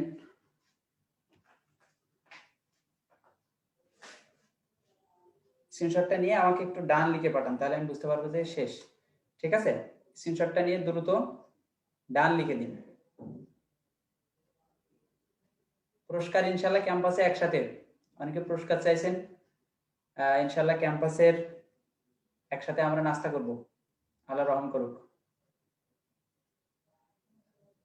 ওকে, থ্যাংক ইউ। খেয়াল করেন, এতক্ষণ যে ঘটনাটা ঘটতেছিল, ঘটনাটা আমাদের কি ঘটছে বলেন তো? আমাদের সাথে বর্ণের পরিবর্তন হচ্ছে, তাই না? যেমন কি লয়ের পরিবর্তে দন্ত না, রয়ের পরিবর্তে ল, তার মানে একটা বর্ণের পরিবর্তে আরেকটা বর্ণ আসছিল, রাইট? বাট এবার যে ঘটনাটা ঘটবে সেটা হচ্ছে বর্ণের কোনো পরিবর্তন হবে না, যে বর্ণ সেই বর্ণই হবে। ওই যে অপিনিহিতির মতো, আগের শেষেরটা আগে আসে, যেমন স্বরে আসছিল ব্যঞ্জনের ঠিক একটা আছে, সেটাকে ধ্বনি বিপর্যয় বা ধ্বনি বর্ণ বিপর্যয় বলতে পারি, যেটা হচ্ছে এক্সচেঞ্জ দ্য প্লেস, মানে জায়গাটা বদল করবে। যেমন দেখো,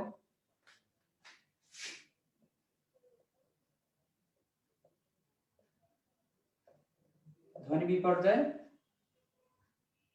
বা আমরা বলতে পারি কি বর্ণ বিপর্যয়, একই কথা, ঠিক আছে। সেটা কি করে তারা? এক্সচেঞ্জ দ্য প্লেস,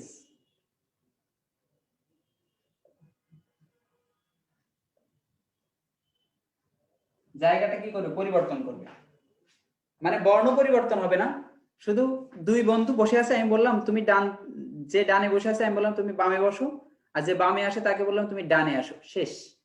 মানে ওরা বেঞ্চ থেকে উঠবে না, একজনের জায়গায় আরেকজন চলে যাবে। যেমন লাভপুরে কোন এলাকায় কি বলে? কয় ফাল পারিস না, সিরাজগঞ্জে বলে। আচ্ছা, তারপরে দেখো রিকশারে আমরা কি বলি? রিকশারে কি বলি? রিস্কা। আশা করি তোমরা বিষয়টা বুঝতে পেরেছো।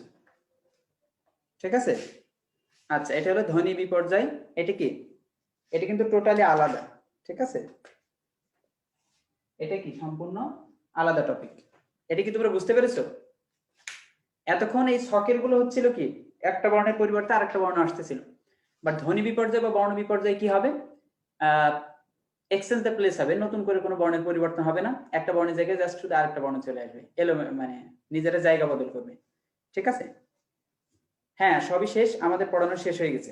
এটার মধ্য দিয়ে আমাদের পড়ানো শেষ। যে একটা আছে সেটা মুখে বললে হয়ে যাবে। আপনারা কি এই পর্যন্ত ক্লিয়ার?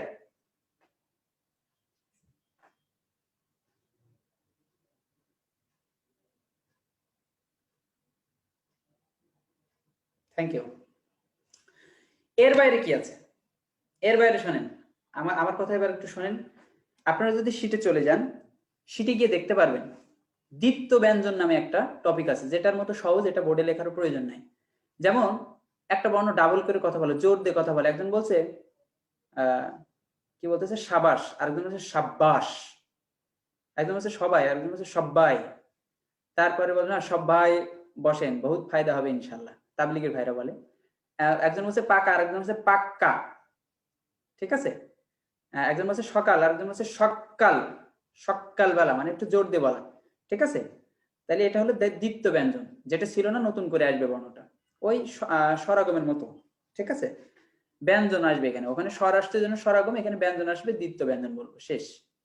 এর বাইরে অভিশ্রুতি নামে একটা টপিক আছে, অভিশ্রুতি। সেটাকে আমরা বলি সাধু থেকে চলিত, সাধু থেকে চলিত হলে সেটাকে আমরা বলি অভিশ্রুতি। আচ্ছা, যেমন করিয়া না বলে করে, খাইয়াছিলাম না বলে খেয়েছিলাম। আশা করি বিষয়টা আপনারা বুঝতে পারছেন। আচ্ছা, এরপরে আপনারা দেখতে পারেন হকার লোপ আর রকার লোপ, এই দুইটা টপিক বাদ আছে আমাদের একেবারে আপনাদের শীটের। যদি আপনারা যান 4 নম্বর লেকচারে, একেবারে শেষে আছে, দেখেন ধ্বনি পরিবর্তনের। এটা একেবারে সিম্পল বিষয়, সহজে মনে রাখেন। বাঙালি হ উচ্চারণ করতে পারে না, বাঙালি বলতে পারে না ময়মনসিংহ, বাঙালি বলে ময়মনসিংহ। আল্লাহ বলতে পারে না, বলে আল্লাহ। ব্রাহ্মণ বলতে পারে না, ব্রাহ্মণ। ঠিক আছে? এই হলো বাঙালি। গানটি গাহিলো বলে না, গাইলো।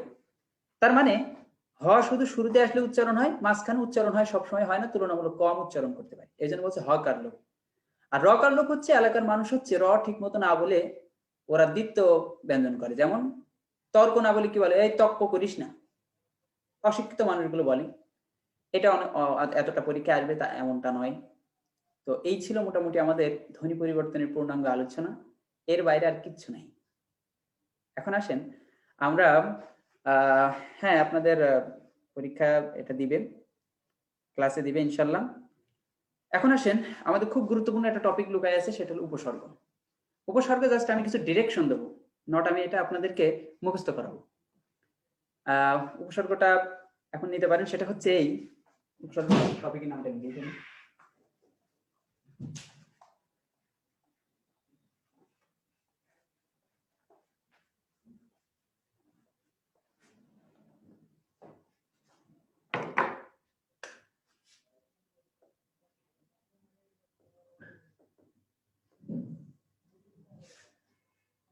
আচ্ছা, উপসর্গ নিয়ে কিছু কথা শুনেন। উপসর্গ এক প্রকারের অব্যয়সূচক শব্দ, যেটা শব্দের শুরুতে আসে। ইংরেজিতে এটাকে বলে প্রিফিক্স। ঠিক আছে? উপসর্গের মনে রাখবো, উপসর্গ চাঁদের মতো। কিসের মতো? চাঁদের মতো। চাঁদের যেমন নিজস্ব আলো নাই, উপসর্গেরও নিজস্ব কোনো অর্থ নেই। এই জন্য বলা হয় উপসর্গের অর্থ বাচকতা নাই, মানে নিজে নিজে অর্থ প্রকাশ করতে পারে না। বাট অর্থ দ্যোতকতা আছে। দ্যোতকতা বলতে হচ্ছে অন্যের সাথে আসলেই সে অর্থ সংযুক্ত করতে পারে। ঠিক আছে? আচ্ছা, এই জন্য বলছে উপসর্গের অর্থ, এই প্রশ্নটা কিন্তু অনেকবার এসেছে, অর্থ বাচকতা নেই বাট অর্থ দ্যোতকতা আছে। এখন আসে উপসর্গ আসে কোন উপসর্গ কতটি, এই ধরনের প্রশ্ন আসে। আমরা জানি খাঁটি বাংলা উপসর্গ হচ্ছে 21টি, এবং আমাদের সংস্কৃত আছে 20টি, এবং বিদেশি ভাষার মধ্যে ফার্সি থেকে আসছে 10টি, আর আমাদের আছে হলো আরবি থেকে 6টি, ইংরেজি থেকে 4টি। এটা আমাদের শীটে খুব সুন্দর করে দিয়েছে, এটা আপনারা পড়বেন। আপনাদের কাজ হচ্ছে উপসর্গ মুখস্থ করা। আমি আপনাদের একটু নির্ণয়টা দেখিয়ে দিব। এটা হলো আমাদের কাজ। আর আপনাকে মুখস্থ করতে হবে, এখানে খুব সুন্দর ছন্দ করে দেওয়া আছে, আপনি এই ছন্দ মুখস্থ করতে পারেন। আমার পরামর্শ হচ্ছে এটা খুব সিম্পল, উপসর্গটা মনে রাখার জন্য উদাহরণ মনে রাখবেন। সেক্ষেত্রে সংস্কৃতের বেশ কিছু উদাহরণ আপনাদের মাথায় যাবে না, এই ভাষাগুলো আমরা এখন আর ব্যবহার করি না, কোনো লেখকও ব্যবহার করে না, আমাদের প্রচলনও নাই, ঠিক আছে? ফলে এটা মনে রাখার জন্য মনে রাখবেন জাস্ট অ্যাডমিশন পার করতে পারলেই শেষ। এরকম অনেক বিদঘুটে শব্দ আপনি দেখতে পাবেন, অনেক অর্থ এরকম বিদঘুটে, আপাতত একটু মনে রাখেন জাস্ট কষ্ট করে। সেক্ষেত্রে আপনাদের যেটা করতে হবে, যেমন আমি যদি বলি পাতিহাসের পাতিটা হচ্ছে উপসর্গ, তাহলে যখন বলা হচ্ছে পাতি লেবু, তাহলে পাতিটা কেন উপসর্গ হবে না, এটা তো বোঝাই যায়। এখন যদি বলে যে পাতি নেতা, তার মানে তো বুঝতেই পারতেছেন পাতি নেতা, তার মানে পাতি নেতা মানে কি ক্ষুদ্রার্থে ছোট নেতা, পাতি লেবু মানে ছোট লেবু, পাতি হাঁস মানে ছোট হাঁস। ক্লিয়ার? এখন যদি বলি ইতিহাসের ইতিটা উপসর্গ, তাহলে ইতিবৃত্ত, ইতিটা কেন উপসর্গ হবে না? তার মানে কি আপনি কিছু উদাহরণ মনে রাখবেন, তাহলে ওই ক্যাটাগরির আসলে আপনি সবই পারবেন। সেক্ষেত্রে মনে রাখতে হবে নির্ণয় করতে গিয়ে আমাদের সন্ধির 3টা সূত্র এখানে ব্যবহার হয়। দেখেন আমরা ব্যঞ্জন সন্ধিতে এই সূত্রগুলো আপনাদের পড়িয়েছিলাম, এই জন্য আমি যেহেতু নিজেই ক্লাসটা নিয়েছি আপনাদের সন্ধির ক্লাস, অথবা গ্রুপে দেওয়া আছে, আপলোড দেওয়া আছে, ওখান থেকে দেখতে পারেন। সেই সূত্র কি কি আমরা জানি যে নাসিক্য বর্ণ মই ম, ন ন মো, এবং অনুসার থাকলে কি হয় মো হয়, এই সূত্রটা, এবং জ অথবা জ ফলা থাকলে রস্বইকার, এবং ব ফলা থাকলে রস্যকার। এই 3টা সূত্র দিয়েই উপসর্গ নির্ণয়ের সূত্র, উপসর্গ নির্ণয় করতে হয়, অর্থাৎ শব্দটা ভেঙে ফেললে হয়ে যায়। যেমন আমি বললাম এখানে নাও, আমরা নিলাম স্বাগত, তাহলে স্বাগত দেখো আমরা জানি ব ফলা থাকলে কি রস্যকার, তাহলে দন্তস্বয় ব ফলা আছে, এখন কি হবে রস্যকার, সু আকারের আ, তাহলে আ একটা উপসর্গ, সু একটা উপসর্গ। আমরা জানি যে উপসর্গ এখন যার মুখস্থ নেই, তারও 4টা উপসর্গ মুখস্থ আছে, সেটা কি কি? সেটা হচ্ছে আশুবিনী, এই 4টা সবার মুখস্থ আছে। কারণ হচ্ছে এটা আছে কোথায়, এটা বাংলা এবং সংস্কৃত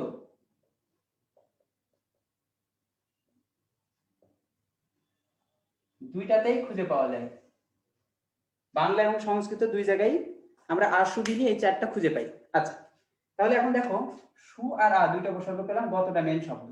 দেখো এর আগে আ উপসর্গ লাগালে আগত, বি উপসর্গ লাগালে বিগত, প্র উপসর্গ লাগালে প্রগত, আজকে পড়তেছিলাম ওই যে স্বরসংগতির ভিতরে পরা উপসর্গ লাগালে পরাগত, ঠিক আছে? তার মানে কি এক গত দিয়ে কত হচ্ছে, যেমন হার একটা শব্দ, এর আগে আ লাগাও আহার, বি লাগাও বিহার, প্র লাগাও প্রহার, প্রহার মানে মায়, ঠিক আছে? পরি লাগাও পরিহার, উপ লাগাও উপহার। তার মানে একটা শব্দের সাথে যে কোনো উপসর্গ লাগালে নতুন নতুন অর্থবোধক শব্দ গঠন হচ্ছে। আচ্ছা, এটা আমাদের কি করতে হবে, নির্ণয় করতে হবে। তো এই নির্ণয়ের জন্য এই সন্ধির এই কয়টা সূত্র মনে রাখবা, শেষ। ঠিক আছে? যেমন আমরা বলতে পারি, আরেকটা নিতে পারি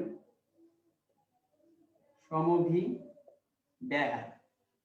খেয়াল করো আমরা জানি সম নামে একটা উপসর্গ আছে, নিলাম সম, এখানে সম আছে, কিন্তু শব্দটা ছিল কি সমভি ব্যয়, সমভি, তাহলে মর সাথে অ ছিল, তাহলে সেই অটা এখন ভয়রসের সাথে চলে গেছে, কারণ এখানে সম লিখেছে, এখানে হর্ষ দিয়েছি, কারণ উপসর্গে হর্ষ আছে, অটা নেয়নি, তাহলে অর ভয়রসে এখানে অটা থেকে গেল, অর ভয়রসে গেল অভি। আমরা জানি অভি একটা উপসর্গ, অভিযান, অভিযাত্রী, অভিযোগ, ঠিক আছে, এই অভিটা। আচ্ছা, এবার দেখো বয়ে জ ফলা আসছে, আমরা জানি জ ফলা থাকলে কি হয়, রস্বইকার হয়, যেমন ইতি যোগাদি আমরা সন্ধি বিচ্ছেদে পড়েছিলাম। তাহলে এখানে বয়ে জ ফলা ছিল, এখন বয়ে রস্বইকার হয়ে গেল, তাহলে বি। এরপরে আ আছে আকারের আ, তাহলে এখানে দেখো মোট কয়টা উপসর্গ পেলাম, 4টা উপসর্গ পেয়েছি। আর এখানে দেখো হারটা হলো মেন শব্দ, হার, মূল শব্দ ভাঙা যাবে না, মূল শব্দের আগে যা আসে। এই ছিল মোটামুটি কথাবার্তা। এখন একটা বিষয় আমি আপনাদেরকে একটু মিসিং হয়ে গেল, এই যে আশুবিনী কখনো বাংলা কখনো সংস্কৃত, তার প্রশ্ন হচ্ছে কখন বাংলা কখন সংস্কৃত। মনে রাখতে হবে যে এই আশুবিনী এর কোনটা যদি আসে, তারপরে শব্দটা যদি সংস্কৃত হয় তাহলে এরা সংস্কৃত, যদি পরে শব্দটা সংস্কৃত না হয় অন্য কোনো যে কোনো ভাষার হয়, তাহলে সেটাকে আমরা বলবো বাংলা। যেমন দেখো আমি তোমাদের একটু বলি, এখন আমি এইটা নিয়ে আলাপ করতেছি। আচ্ছা, সেটা কি দেখো, আমি বললাম আকণ্ঠ, আমরা জানি কণ্ঠ শব্দটা সংস্কৃত, কারণ কি এখানে মূর্ধন্য আছে। আমরা জানি তোমাদেরকে নত্যবিধান সত্যবিধানে বলেছিলাম মূর্ধন্যস্বর মূর্ধন্য যেখানেই থাকবে সে নিশ্চিত সংস্কৃত শব্দ। অন্তত আজকে এতটুকু জেনে রাখো, শব্দের ক্লাসে আমি আরো অনেকগুলো টেকনিক তোমাদেরকে বলে দিব। আচ্ছা, তাহলে কণ্ঠটা যেহেতু সংস্কৃত, সেহেতু এখন এই আটা কি হবে, সংস্কৃত হবে, ঠিক আছে? বাট আমি যদি বলি এখন আকাশ, তাহলে এখন কাজটা যেহেতু বাংলা এই জন্য এই আটা এখন কি হবে, বাংলা হবে। আবার দেখো আমি যদি বলি বিকাশ, তার মানে কাজটা যেহেতু বাংলা, তার মানে এই বিটা কি হবে, বাংলা হবে। আবার যদি বলি বিপক্ষ, খেয়াল করো ক্ষিয়র মধ্যে কি আছে, ক্ষিয়র মধ্যে ক আর স আছে। যেমন এর মধ্যে কি ছিল, মূর্ধন্য 9টা ছিল, মূর্ধন্য মূর্ধন্য স সংস্কৃত। তার মানে কি বিপক্ষ, এই পক্ষটা যেহেতু সংস্কৃত, কারণ কি এর ভিতরে ক্ষিয় বর্ণটা আসছে, ক্ষিয়র মধ্যে মূর্ধন্য স আছে সংস্কৃত বর্ণ। আচ্ছা তাহলে বিটা কি হবে, নিশ্চিত সংস্কৃত। কথা কি বুঝতে পারছো তোমরা? তার মানে কি দাঁড়ালো, এইটা সংস্কৃত, এইটা সংস্কৃত, এইটা বাংলা, এইটা বাংলা। আশা করি বিষয়টা বুঝতে পারছো, স্ক্রিনশট দিয়ে নিলে নিতে পারো।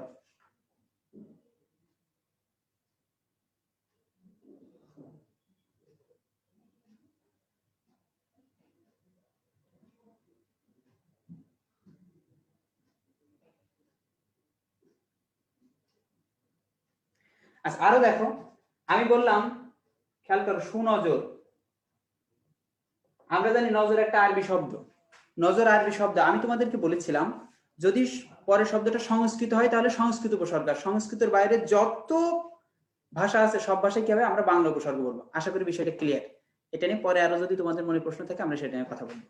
আচ্ছা এই ছিল কথা আজকে সাহিত্য টাইমটা একটু মানে অন্য বিষয়ে একটু আমরা ডিপ বেশি মডেল টেস্ট নেওয়া হয়ে গেছে। তো ইনশাল্লাহ এরপরে আরো ক্লাস আছে, কোনটা আপলোড দিবে আমি জানি না, মডেল টেস্ট আসলে কম নিতে হবে। তবে মডেল টেস্ট নিয়ে তোমাদের উপকার হয়েছে, তোমরা বিষয়টা যত সুন্দর করে বুঝেছো। মডেল টেস্ট না নিলে আসলে অনেকে হয়তো ওইভাবে বুঝতো না, সবাই মনে করতো অনেক কিছু বুঝে গেছি। মডেল টেস্ট দেওয়ার উপকারিতা আছে। যাই হোক, তোমরা জীবনানন্দ দাশের অনেকগুলো নাম আছে, এটা মনে রাখবা। এখানে অনেকগুলো শব্দ অর্থ আছে। 2016 অথবা 17 সালে এই পৃথিবীতে এক স্থান আছে, এটা কিন্তু ঢাকা ইউনিভার্সিটি ডিরেক্ট প্রশ্ন দিয়ে দিয়েছিল, 4-5টা প্রশ্ন করছিল, এজন্য খুবই গুরুত্বপূর্ণ এটা। তাছাড়া জীবনানন্দ দাশ হলো আমাদের কি বাংলার রূপ, সে যেভাবে চিত্রিত করেছে অন্য কবি করতে পারেনি, প্রকৃতির কবি বলা হয় তাকে। আচ্ছা এছাড়াও আজকে যে চাষার দুঃখটা ছিল, এখানে অনেক ইনফরমেশন আছে। বিশেষ করে 1 টাকায় কত কেজি ঘি পাওয়া যেত, টাকায় কত টাকায় কতটুকু ঘি, কতটুকু তেল, কতটুকু চাউল, ঠিক আছে। তার মানে অনেকগুলো ফ্যাক্টর এখানে জড়িত আছে এবং অনেক শব্দার্থ আছে এবং এখানে কিছু ঘটনা আছে ফলশ্রুতিতে এবং কিছু লজিক্যাল ফ্যাক্ট আছে, যেটা রোকেয়া শাকাওয়াত হোসেন এটা বলেছেন। তো এই বিষয়গুলো তোমরা একটু মাথায় রাখবা আর আমার জন্য দোয়া করো। আজকে আমি একটু টাইম মনে হয় বেশি হয়ে গেছে, তো ফলে আমরা আগামী দিন এই সাহিত্যের এই আলোচনাটাও করবো, কারণ শব্দের ক্লাসে আমাদের খুব বেশি ব্যস্ততা থাকবে না, কারণ শব্দের ক্লাস এত কিছু বোঝানোর নাই। তো আমার জন্য দোয়া করো, তোমাদের জন্য আমি দোয়া করি খাস করে। দেখা হবে ইনশাল্লাহ ক্যাম্পাসে, এই প্রত্যাশা রেখেই শেষ করতেছি। আর তোমরা আচ্ছা আচ্ছা আচ্ছা আচ্ছা আচ্ছা আচ্ছা তোমাদের আরো যা কিছু কথা আছে আগামী দিন তোমরা আমার সাথে বলো, ঠিক আছে? দোয়া করো। আল্লাহ হাফিজ, ভালো থেকো, সুস্থ থাকে, এই কামনা বিশেষ করে করি, কারণ এখন অসুস্থ হলে বিপদের শেষ নেই। আল্লাহ হাফিজ, জয় বাংলা।